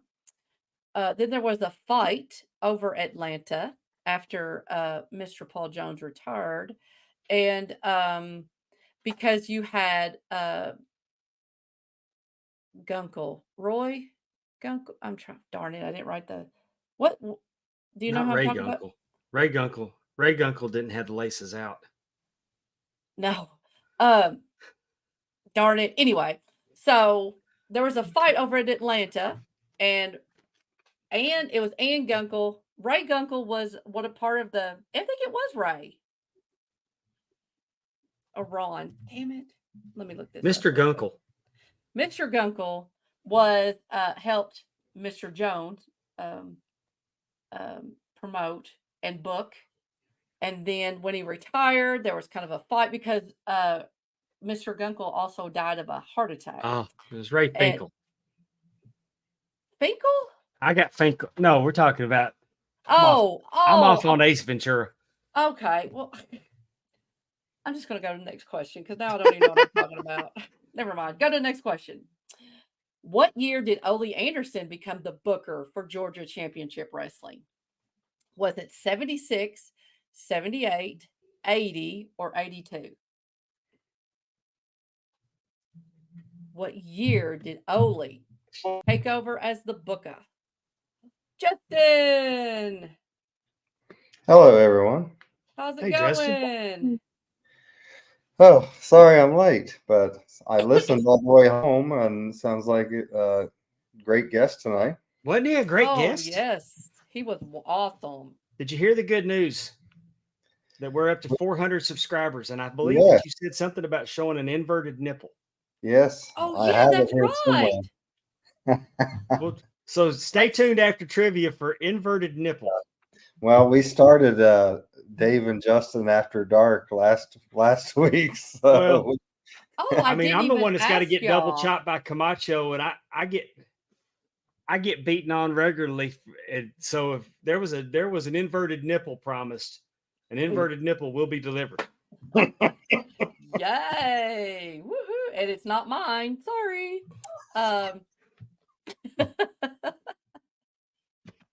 What year did Ole Anderson stayed on the couch? What year did Ole Anderson become booker for Georgia Championship Wrestling? 76, 78, 80, or 82? I'm going with 78. That's what I'm going because with. Heather Whitley said that, and I'm gonna go with what she said. Well, it may be 80, but I think 78. Actually, it's the best year in the world, best year ever, and that's 1976. Mm. Because that was the year I was born. The So, bicentennial. that's right. Yep. So he became the booker, and he was a booker for, I mean, a long time if you think about when Black Saturday was. Yeah. All right. Now we're going to move into true or false. Okay. Okay. Georgia Championship Wrestling was the first television program produced by an NWA affiliated promotion to be broadcasted nationally. Is that true or is that false? I'm going to go false Yeah, me too. Why were you going to go false? because I believe Wrestling at the Chase preceded that. And I want to say that there was a Chicago-based wrestling on NBC previous to that. You are incorrect, sir. You're batting. I mean, if we didn't have that first question, you'd have none of these right. It actually was the first television program. It's NWA affiliated. So your Okay. shows might have been, but if they were not, this is the first Wrestling from the Chase was NWA promoted. Okay, well then it must happen. The president of the afterwards. NWA was running it. But I'm just saying that it must have been afterwards because Okay. Georgia actually has the I can't think of the right word. I'm Has the I'm title. heavily influenced by the Von Erich Freebird feud. Oh, we know. So I know. I don't know a lot about Georgia. That's okay. That you had a 50-50 shot and you blew it, but that's okay. I mean, Lauren Yaffe's the only reason that I like Georgia now. She's baby-faced the state for me. Good going, Lauren. Good job. Good job. All right. Next ones are fill in the blank, but they should be okay. What promotion's Sunday morning USA Network time slot did Vince McMahon purchase in 1983? I'm not going to answer that because I already did. And if y'all were paying attention, y'all are going to get this. You did. Sunday morning USA Network time slot did Vince McMahon purchase? Well, yeah, that was Georgia Championship Wrestling, right? Not on USA. No. Oh, in '83. Yes, in 83. He bought one before he ended up buying Georgia. He pretty much just took it over because they were behind paying their bill. Well, that's true. They couldn't pay. Yeah. Anybody? That would Go be ahead, Southwest Championship Wrestling. Yes, it would The be. Blanchard, Very the good. Blanchard territory. Yeah. Yes, yes. And they were not NWA affiliated, but they were on USA. But they were not affiliated, so that's the reason why Georgia. Hey, y'all. And while we're talking about them, they actually came up with a tournament to come up with an independent world heavyweight champion. And they had a tournament, and their belt looked a lot like the NWA belt. It was just a little bit of a variance to it. It was a really badass looking belt. And Adrian Adonis actually won the tournament. Lou Thez was the referee for the finals, and Lou Thez presented his belt, the Lou Thez belt, to Adrian Adonis with the championship belt when he won the tournament. And the reason I tell y'all that is I have that match, and I'm going to put that match on our channel in the upcoming weeks. It's one of the matches that I've got that I'm gonna share with y'all. Yeah, and if you get a chance, Tully and Gino, their tag match, that's going to be It was an incredible tag match. Yes. I mean, it was really good. And it's cool to see. I mean, like I said, we don't get the opportunity to see Gino. And only Tully Blanchard could babyface Gino Hernandez. That just tells you how menacing Gino must have really been. And the masked grapplers were incredible with their manager Don Carson. Man.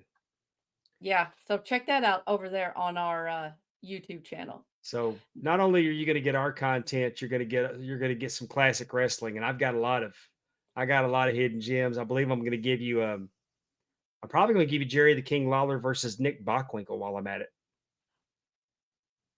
Where was that match? Do you know? Probably in Memphis. Probably Memphis. It was in Tennessee for sure. I think we need to do a watch along. You know? Oh, definitely. All right, next question. What date did Black Saturday occur? I'm gonna say, need man, I just heard Andrew month. Hermes say it today, and he wasn't sure. I heard it. I heard it on First and 10 on the TNA Top Yes, 10. First and 10. he did. The TNA He said Top 10. He said two things, and I was like, "You're giving all my trivia away," because I listened to it yesterday. I'm gonna Oh, say look it at was you. July 1st. Look at him putting Bastille Day. What in the world? If only we were French, Andrew. I'm Justin, gonna say you what? July 1st. Sounds good to me, Dave. I have no idea. It was actually July 14th. Ah, Is when Vince McMahon fact check me, Amy. What? I didn't say it wasn't the same day, Andrew. I just said I just loved how you put Bastille Day. See, well, this is anyway. I know that. I know. Go ahead. I was mad. I was so pissed. And you know what? I But thought we'll I get was there. yeah, I was going yeah, we'll get there. So I would never doubt your facts, Andrew. Yes, July 14th, 1984 was the date that Vince McMahon appeared during the Georgia Championship Wrestling time slot to let them know they're going to do something a little different. Man, let me tell you. Sometimes you'd see a promo of Andre the Giant on whatever Andre was coming to your territory, Uh-huh. and he would do an interview, and they'd send it, and it would be Vince McMahon interviewing Andre the Giant. Mm-hmm. And if you were watching WWF on cable, and you saw Vince McMahon on your show with Andre, it was kind of cool. But when you tuned into the Superstation thinking you was going to get Rick and Dusty and the boys, and or when you turned in and Vince was on the Superstation, all of a sudden it wasn't cool no more. Yeah. Oh, yeah. All right. Last question. What was the name of the promotion that Ole Anderson, Fred Ward, and Ralph Freed started after Ole resigned from Georgia Championship Wrestling? So Ole resigned, Georgia Championship Wrestling. Obviously, there was an outcry. What did they name the new promotion? Any idea? Fill in Is the this blank. where Deep South came from? No. Okay.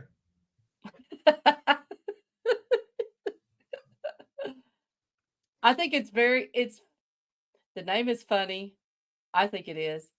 But it still goes with what like other promotions were doing.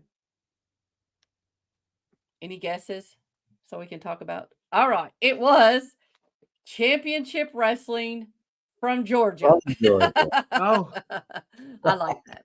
Like Championship Wrestling from Florida, but Championship Wrestling from Georgia. So that is all. I will say this: Georgia Championship Wrestling. Just doing a little research, I guess, for the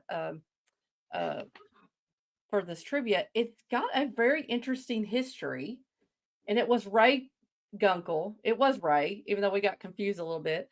And Atlanta was a huge territory. Lots of good wrestling going on, lots of different things. So Jim Barnett shows up, which to me, he's one of the most fascinating people that I don't think people talk enough about. oh, And what? my friend, before I had cable television, Uh-huh.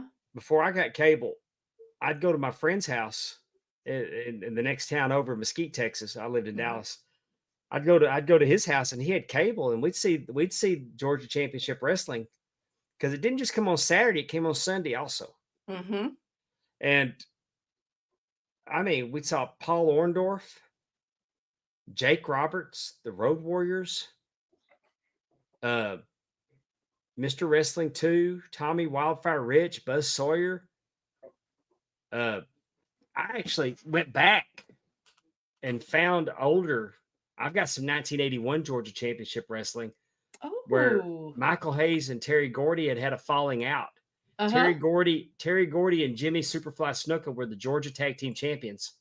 Oh. Jimmy Snuka was wearing boots. He was still wearing boots. Kevin Von Erich came to the area. Really? Jimmy Snuka, him and Snuka had a match. And Gordy was screwing with him bad. But Kevin was there. Kevin was still wearing boots too, by the way. So you got Kevin Von Erich versus Jimmy Snuka, both of them wearing wrestling boots.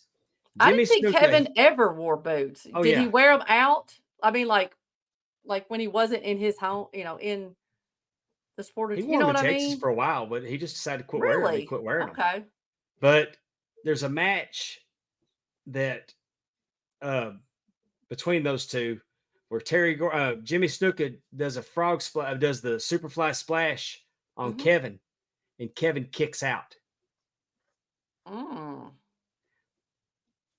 Then Snuka was also using a claw.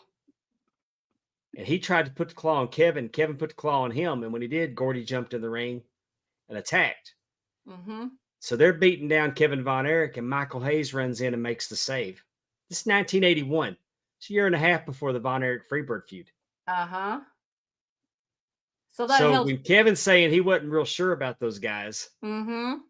they're friends of Dave's, but I'm not real sure about them. We had no idea because it was never discussed that Kevin had even been to Georgia. So when I saw that, it was just, to me, it was neat. And then they were going to have Hayes and Kevin against Snuka and Gordy in the Omni. Was it for the belt? Yeah, they didn't win. Oh. And then when Kevin was gone, and Hayes said that, y'all did that, y'all didn't have to do that boy like that, or like they had hurt Kevin. So it was pretty neat. I've got a lot of 1980, 81 Georgia Championship Wrestling. Definitely start. Yes. And we need to do some watch alongs. I think that would be really fun. Yeah. A lot of this, some of the stuff we can do watch alongs on. I'll post anything that I'm not going to get in trouble for. Well, sure. Because I mean, like I can get world class, anything from Fort Worth, nobody owns it. I think it'd be Because they cool. erased, those Channel 11 shows were erased. Mm-hmm. And the tapes were reused. You mean Lance doesn't own it? No. Lance probably owns them if he found somebody that had taped them. Uh-huh. I bet he does. He does good research. But we're going to talk about Dark Side of the Ring, Black Saturday. Mm-hmm. In 1984, I got an apartment immediately after graduation. In fact, I moved out 5 days before I graduated high school. And I bought a VCR. I had to get a beta because I couldn't afford a VHS. And I bought it for the sole purpose of taping Saturday wrestling. Uh-huh. Because I worked on Saturdays and I couldn't stay home and watch it. So when I got home on July 14th and pushed play and saw Vince McMahon, like, what the actual is going on?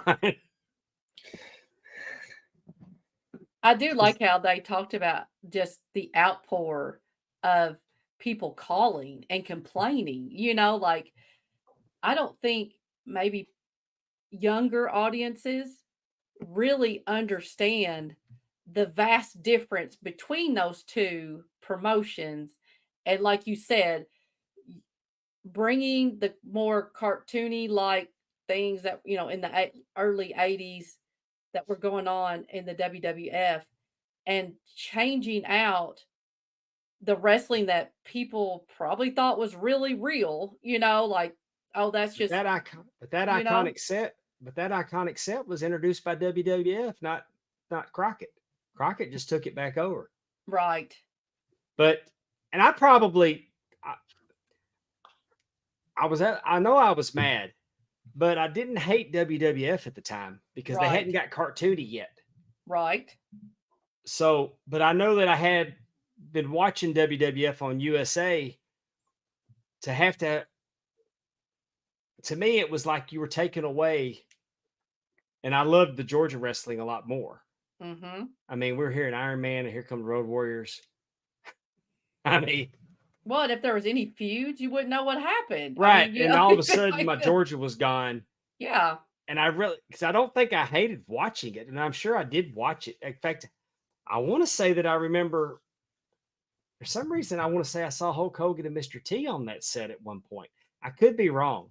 I could be misremembering that because I know this. I know the sell. I know the sell of this is what funded WrestleMania. Mm-hmm. Get with Crockett getting it,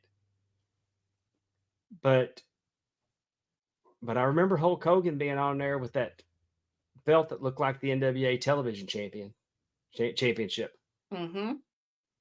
and it was just so different. But I know that I felt robbed of. Well, I think, like you said, that would be like if you watched Days of Our Lives. Let's just pretend, in in a sense, if you watch Days of Our Lives, The two of us on this show may have. yeah, really, three. Let's go ahead and say it was all of us. I watched it. I bet. And you came home, and as the world turned, was now on your show. You know, was now in that Would time not hit for slot, me. and you Hell did, no. you know. But I mean, that's Yeah. exactly what it was like, and I don't think people. I As the world turns, I be turning the channel.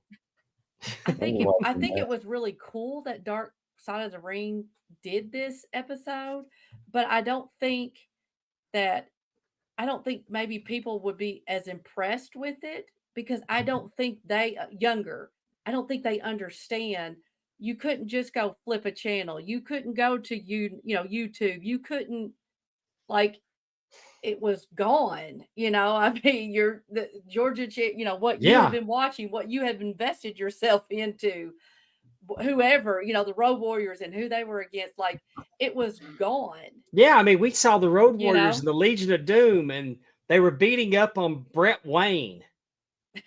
And young Brett Wayne was getting his butt kicked on the regular, and my Mad Dog Buzz Sawyer turned on the Legion of Doom to come to Brett Wayne's aid to find out only that was his brother, Brett Wayne Sawyer. and you just And never even gone know. like a chicken Yeah. through the corn. So I really think that was a really cool that they did it, but um I got something I'm going to say, but keep going. I've got to look But something the up here. Briscoes, I mean, when they ran Jim Barnett off, and Jim Barnett he was a mover and a shaker. Jim Barnett was a big time promoter. He promoted Australia. Yes. And And Indiana and Michigan. I mean, he was all yeah, I over mean, the place. He really, really was. I mean, I don't know if he was a good person or not. Tony Schiavone says he was a horrible person and dances on the man's grave. And Mm, Tony Schiavone doesn't make it a habit of talking about people that way. yes, that But that I is mean, very true. he does not like Jim Barnett at all. But I mean, so Ole cut Jim Barnett's throat because I think Jim Barnett was skimming. I think what happened was they noticed like nobody's making as much money as Jim Mm-hmm. because And Jim he was was, very, very flamboyant.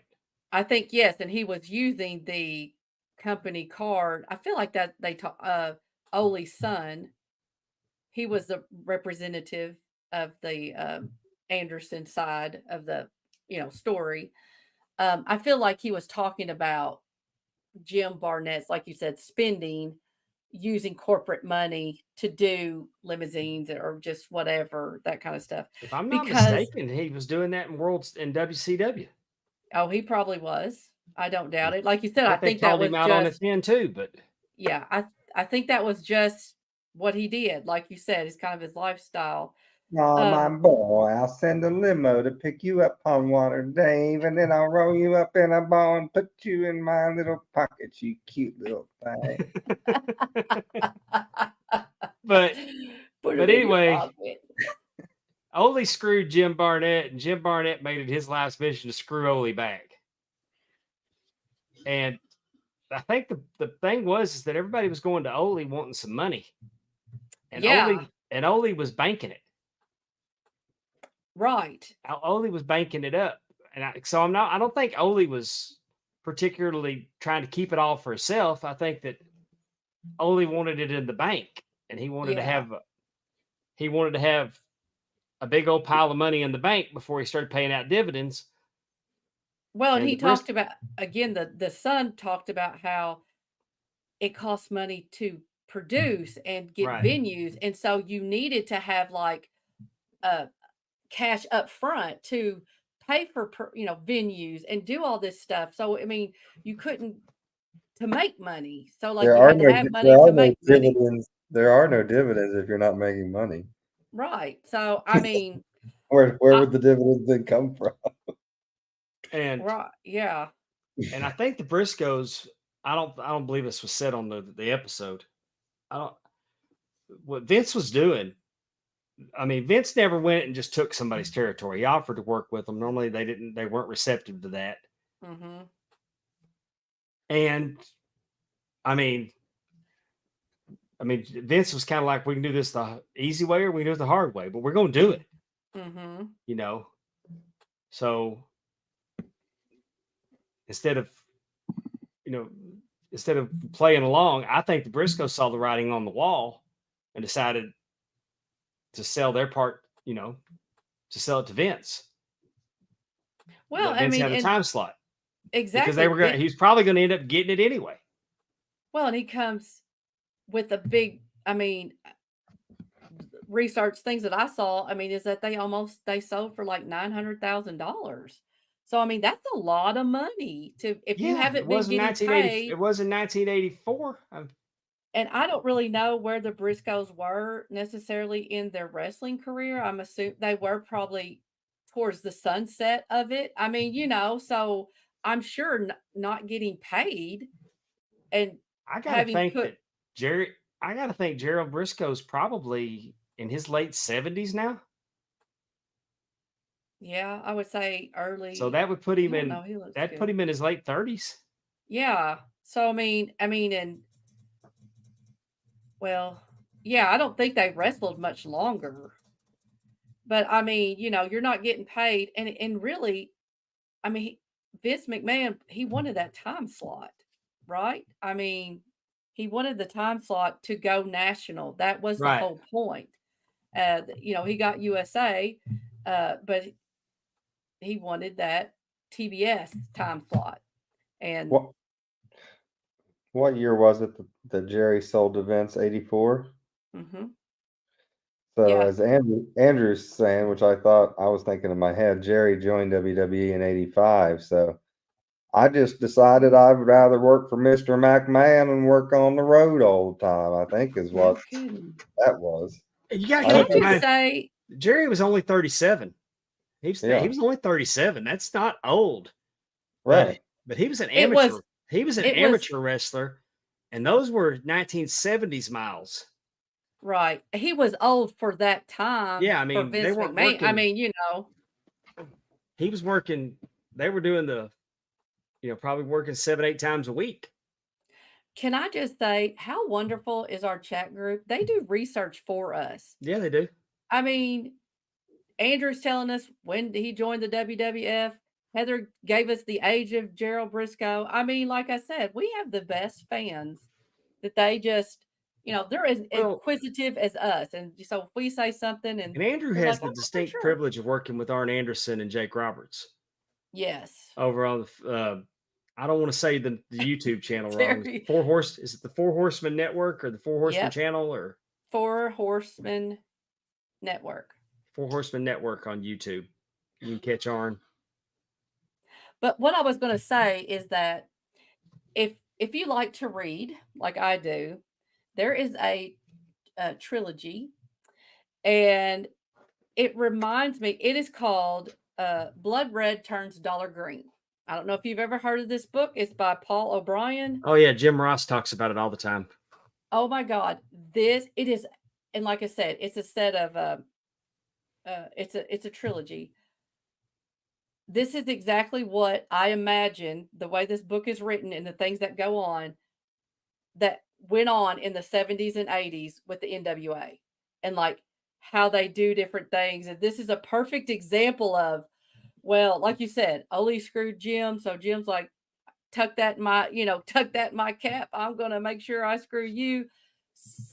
Got Vince McMahon up here wanting to sell. The Briscoes aren't happy that they haven't gotten their dividends. They put this money in, and so they secretly sell all their shares, and then like I said, blood red turns money green.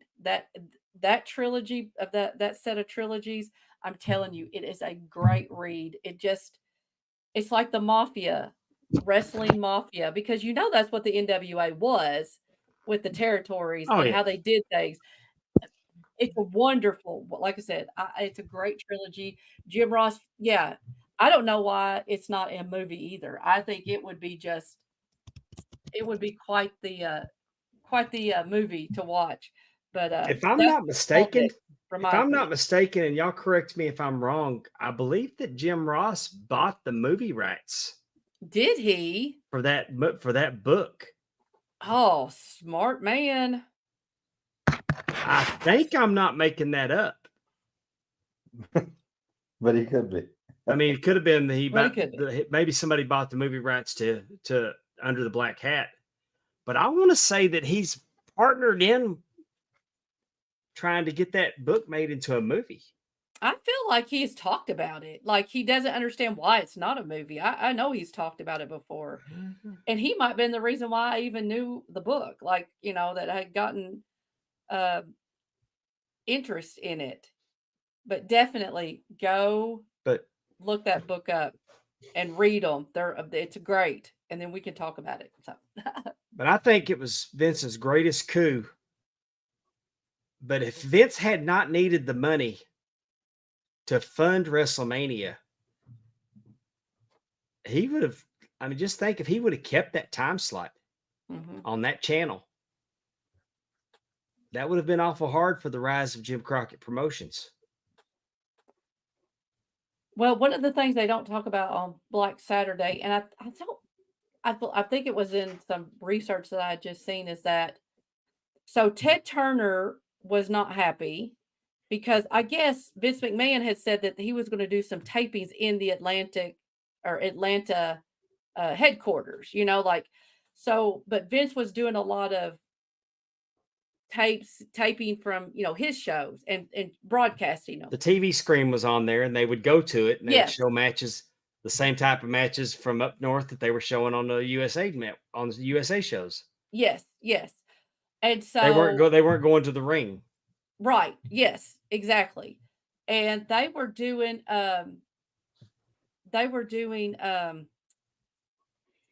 Ole wrestling championship wrestling from Georgia.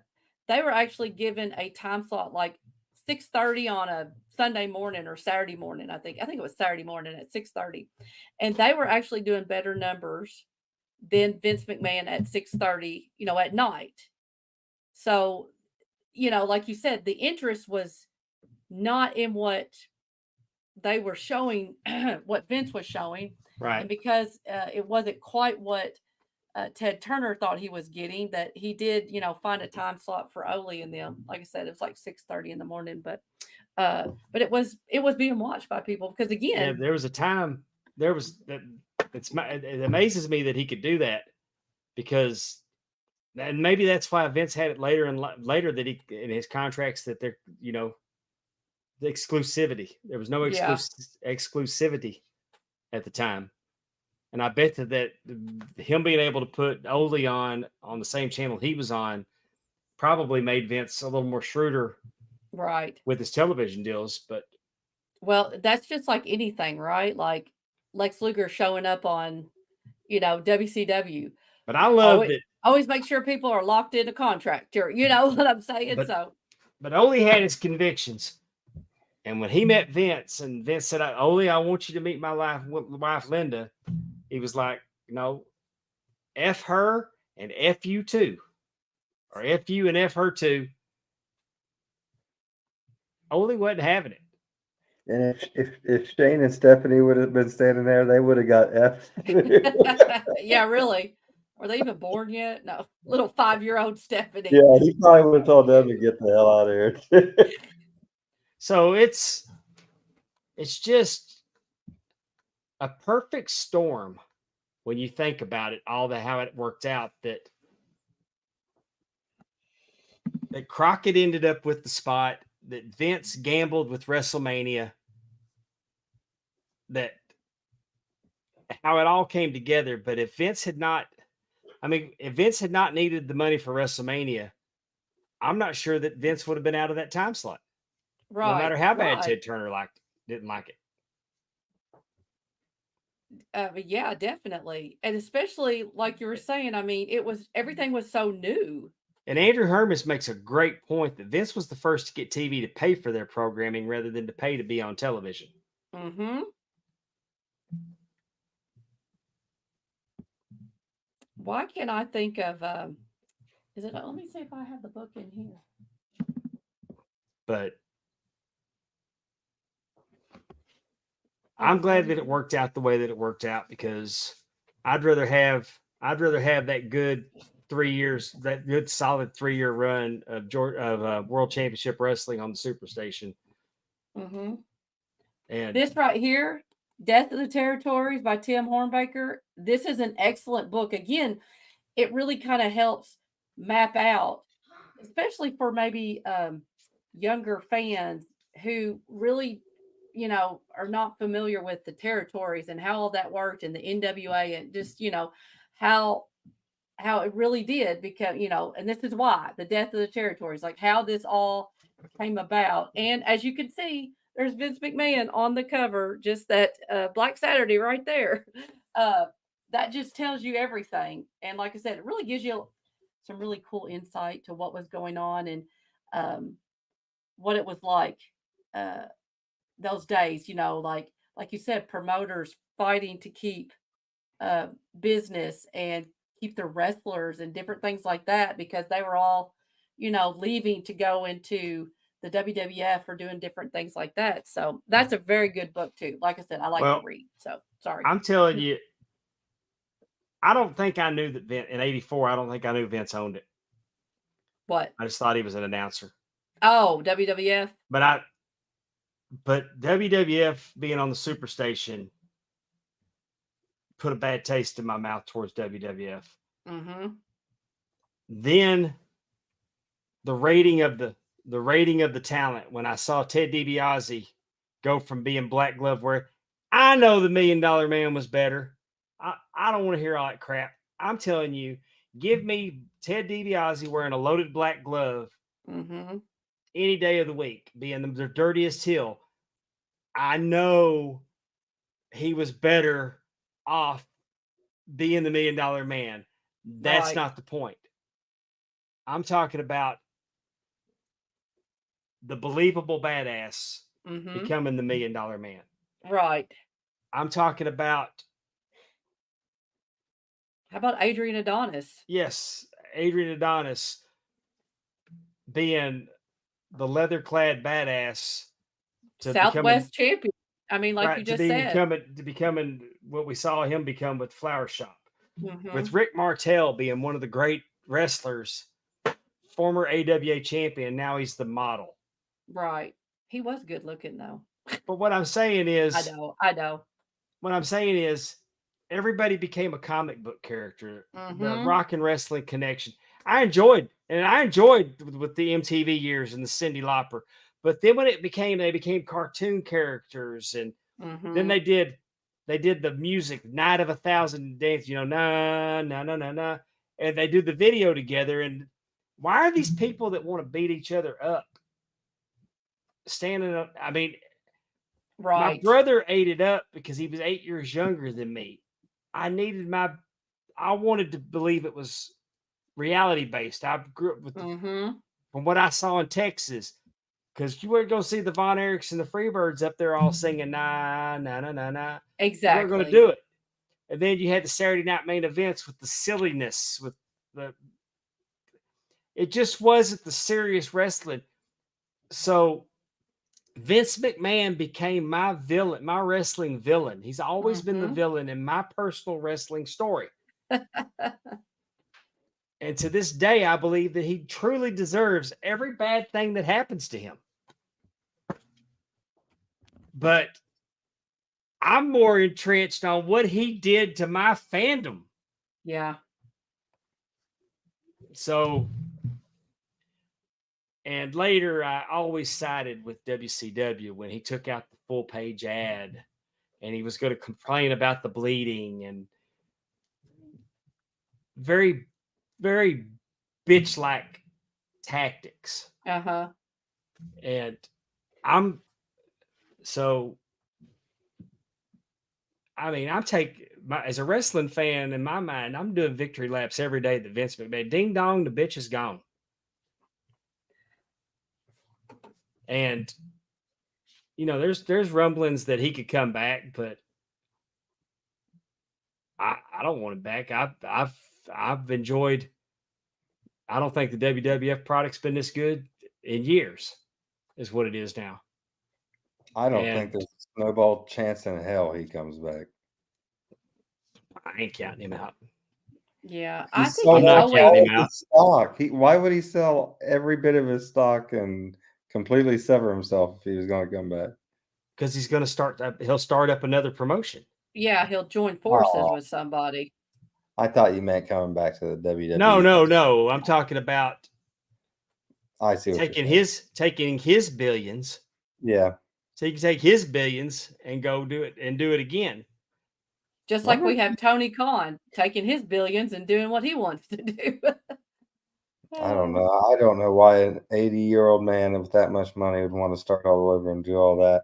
If you wanted to mess around with all these women, just go buy a little island by yourself and you can have them all legally that you want. Yeah. I mean, I don't know. I don't get know. why I don't was know like- him personally. But right. I mean, he's a workaholic. Yeah. Well, but he also seems like the type of person that he didn't get to go out the way he wanted. Like the end Yeah. is like kind of how this is all transpired. And I think I'm guessing, obviously me and Vince hadn't been talking, but I think that would be the only reason why is to go out in a better light. Like, because I'm with you, Justin. Like, why? Why would you want to do But that? do you think there's really anything that's he can do to really to put a positive spin on this? Well, I don't. The interesting thing, and like you said, I mean, he's fighting this. Like, whatever we're doing, I mean, it's going to be a court case, and we may never know truly, some of the information because there was an NDA. Should she have Hey, been talking? he's been able to. He's baby faced. He's been able to get past a lot of crap for a lot of years. So I don't know. I mean, will there's. say- I'm not pulling for him. I'm pulling against him. I don't ever want to see him again with his. I mean, he needs to just keep on and get rid of the cane. Get rid of the cane. Don't nobody believe you need a cane. He always goes to the neck brace or the cane. No, when he's trying to work that he's a frail old man because maybe the FBI has something on him, but that's an think he act. probably do. He's working. He's trying to get sympathy, and we all know where sympathy is located. It's tucked in the dictionary between shit and syphilis. Yeah. He It'll just be interesting. He just needs to keep trying to stop the pigeon. That's a Dick Dastardly reference. I was going to say I have no idea what that There's means. a cartoon back in the day called Stop. I mean, it was Dick Dastardly chasing Penelope Pitstop. He's trying to stop the pigeon. There was really a person called Penelope Pitstop? Yeah. It's I a thought that was Hanna-Barbera just- cartoon. Dick Dastardly and Muttley. I Google really Dick thought- Dastardly and tell me that don't look like Vince McMahon with his baby goat's ass mustache he's got. That I thought You know that what was I the think name my Jim favorite Cornette part came of up with. my favorite part of this whole story so far though is that how when all this started happening, John Laurinaitis said, "Oh, I was a victim too," and now here the last 2 weeks he goes, "I'm with We're Vince." going to arbitration.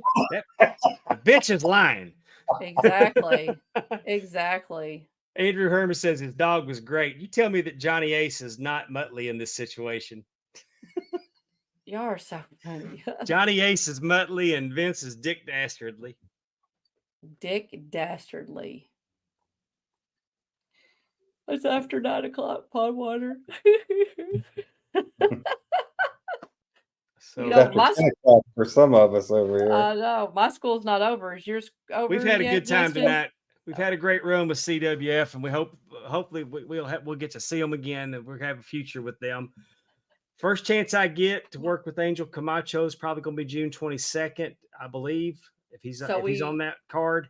So we just need to go ahead with the inverted nipple, since it's going to be so long. You know what? We'll make that a cliffhanger. There he is. Oh Lord! Oh my! Yeah, pretty much. Yeah. If Dick Dastardly only had one of those ties that was a different color knot, and the tie is a different color, that would be great. Oh Lord! Well, there it is. I can't believe you've never seen that cartoon, Stop the Pigeon. I probably have, but I just didn't. You know, Stop when you're the young, pigeon, you don't stop know the names and pigeon, stuff. You just nab watch. him, grab him, stop him now. That's And then Muttley would pop up and go. Okay, I think I remember the dog laughing. I think I do remember. But they also appeared in the Wacky Races. I'm here for Dave. When all the Hanna-Barbera cartoons would race, and they'd have the Wacky Races every week, and every week. I mean, every day, every cartoon was the races, the Wacky Racers. Okay. But different cartoon characters were in cars, kind of like Cannonball Run. Yeah. I wouldn't be surprised if Cannonball Run's not based on the Wacky Races. Well, I feel like I remember seeing something like that.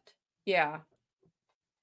I agree with what Terry said. Let's do more interview series with promotions. I'm all for it. I'm thoroughly. We got them lined up. We got them lined up, guys. MPX is next. We got Rise. We got MPX Sandwich and Rise. Mm-hmm. And we're gonna keep on keeping on. I'm gonna. There's a couple promotions that there's a couple promotions in Mississippi that I've talked to. Mm-hmm. We're definitely gonna work with them. We need to get Josh Newell back in here. Definitely. Got exciting things going on with the Louisiana Commission that may open some doors. Yes. And maybe we can get Josh back in here to talk about that when he feels comfortable talking about it. There's a lot of exciting stuff going on in independent wrestling. Tell you where there's some other exciting stuff going on with our sister podcasts. Definitely. The Filter Free Popcast went back to 1969. So I haven't listened to it yet. There's no way they said anything about 69 without Timmy C saying something cute. Tune in for that. Pretty much the first thing that they said. Yeah. I've already listened to it today. So yeah, pretty much that comes up pretty quick. TNA Top 10. TNA Top 10. Their top 10 list this week was board games. Yes. Board games. Which was really a good listen. I'm telling you, if you want to get they talk about wrestling too, but if you just want regular sports and fun, that's a good diversion. Andrew, Terry, and Allison do a great job on that show. The TNA Top 10. They talked about college football today, and I agree with Andrew when he says that Ole Miss is probably the favorite to win the SEC this year. And I wouldn't mind seeing it because happy life. And I like Lane Kiffin. I heard. I really like Lane Kiffin, and I like him better now that Saban's gone. I mean, and he likes it better that Saban's gone because even with Jesus in the backfield, he wasn't going to beat Nick Saban. True. I played a board game this week, and I have not played this one since I may have been 4 years old. I hit up a little Candyland this week, ladies and gentlemen. Awesome. We're talking about a classic board game. I doubt it made Candyland came in, I believe, 6th on their top 10. There we go. Yeah, it made the list. But you know what didn't? Chutes and Ladders did not make the top. I never played that. I voted for Chutes and Ladders. I was strictly Candyland. I felt like I was cheating on Candyland if I played Chutes and Ladders. Hey, and I don't know if they've already changed the Game of Life and they talked about it. Because the Game of Life, you land on a spot, you got to get married. Yeah. I don't know if they still have the blue and the. Yeah. Well, I don't know. I'm sure they've. I don't know if they've politically corrected the Game of Life yet, and then it makes you have a baby. But if they haven't changed it, y'all shut the F up and play the game. Because guess what? It don't mean nothing. I mean, that's the rules.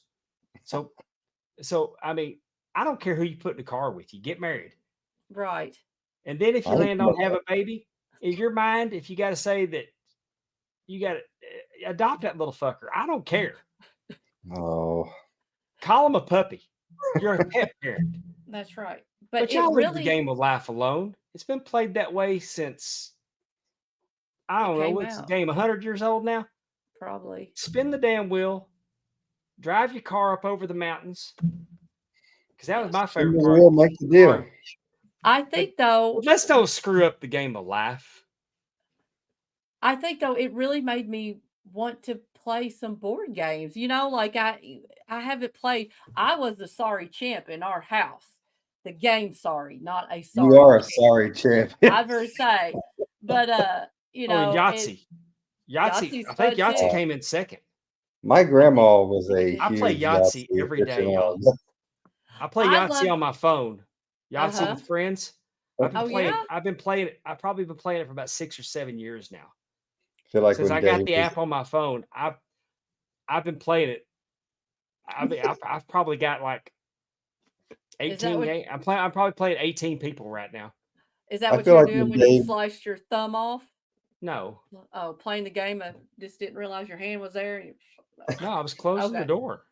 Amy, I feel like when Dave was a kid and he got Yahtzee, everyone just wanted to beat him up because he said it Man, real we nice. had Yahtzee. We had He double had it when he Yahtzee. was little? No, We just had kidding. triple Yahtzee. I'm gonna tell you the game I didn't like playing was Sorry. Oh, that's such a fun game.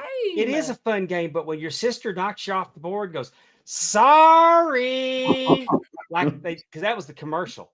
Like you're supposed to. But Yes. you go Yes. sorry.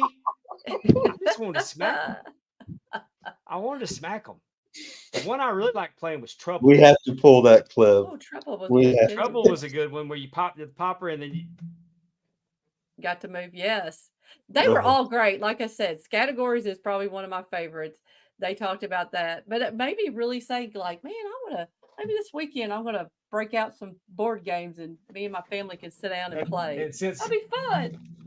Monopoly came in first place, What are we going to see? The WWE Monopoly. Allison was talking about all the different versions of Monopoly that she has. Yes. So I have Do you have that? I wonder if Allison has that one. I I almost got that one. guarantee I've she got does. Star Trek: The Next Generation. I have Marvel. Uh-huh. Hit us with a sorry again, Dave. Oh, you don't have it, Allison? We need to make that like a sound Speaking of that we sorry, can hit it. Warner Brothers Discover lost the NBA.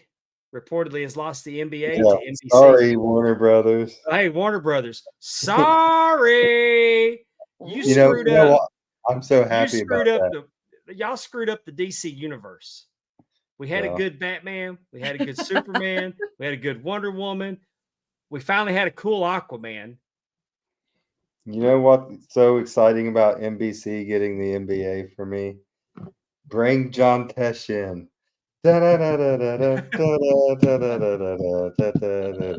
But Bring me back to NBA on NBC in 1993. Hell yes, I'm for it. But I'm telling you now, karma is a bitch. So Vince McMahon and Warner Brothers can both suck it. Y'all screwed up the DC universe, movie universe, and y'all lost the NBA. So good enough for you. Sorry. Sorry. And on that note, no. Did we do a belt commercial? We did a belt commercial, and I talked about our friends this week because I forgot to talk about our friends last week. And the RAM Network. We've talked about the RAM Network. Got good things going on over at the RAM Network. World Class Flashback, an audience with the Belt Pope. I was there. The new first episode ought to drop. Just Put It in Your Mouth is about put it in your mouth. Cooking and restaurant reviews. Yes. Watch alongs. TJ and I will be doing another Power of the Pen book review coming up. So be watching for that one. It will be good. Yeah. Yeah, lots of stuff. Like you said, everybody, go over to the Ram Network. Hard Times and Beyond, a revisit of the Crockett Turner wrestling with Dollar Bill Dave and he's watching Andrew. this stuff. Dave is watching this stuff for the first time, right? Yeah, a lot of it is. Oh yeah, he's never seen Starrcade 85. I don't think he's seen any Starrcades, right? Maybe it just 85, but I was thinking he hadn't really watched any of that. So that would be really, and then Andrew knows everything about it because he studies that. So that's gonna be cool. And there's an FFP Lost episode, Dave, Timmy, and Efren. Oh goodness. So lots of good things. Go over to the Patreon. You want to be part of all this. So where are they now? Dave, Timmy, and Efren. Oh, yeah. That'll be fun. Definitely. A lot of cool things going on, and it just gets better and better. And we hit 400. I mean, we did hit 400. We're just going up, up, up. Super excited. Stars won last night. All kinds of stuff. Oh, yeah. Stars are up 3 games to 1 on Colorado. And my Knickerbockers are up 20 on the Pacers right now. We're at 403 subscribers. I just looked it up. 403. Woo! Heck, what about I say? What was I going to do for 500? Wrestle an Orca. I think I was going to take chops from Camacho and a double chop. Koloff wants to, and Justin's going to eat mayonnaise. The double chop from Camacho, or am I supposed to take one from Camacho and? I think they both want to just smack you around. So I don't know. Well, at the rate we're going, and we get to 1,000, I'm gonna be like a little wet spot on the mat after I take that Camacho bomb. He's taking the double chop, and I'm eating mayonnaise. What are you doing over there, Miss Thing? Nobody wants me to do nothing. We can come up with something. Nothing. I bet y'all could. All right, y'all. We've gone way over. Y'all make sure enough. And join us next week when our guest will be Dave Penzer. We're super excited about having Mr. Penzer on. Definitely. That's right. All right. Well, please join us next week. As he said, Dave Penzer will be here.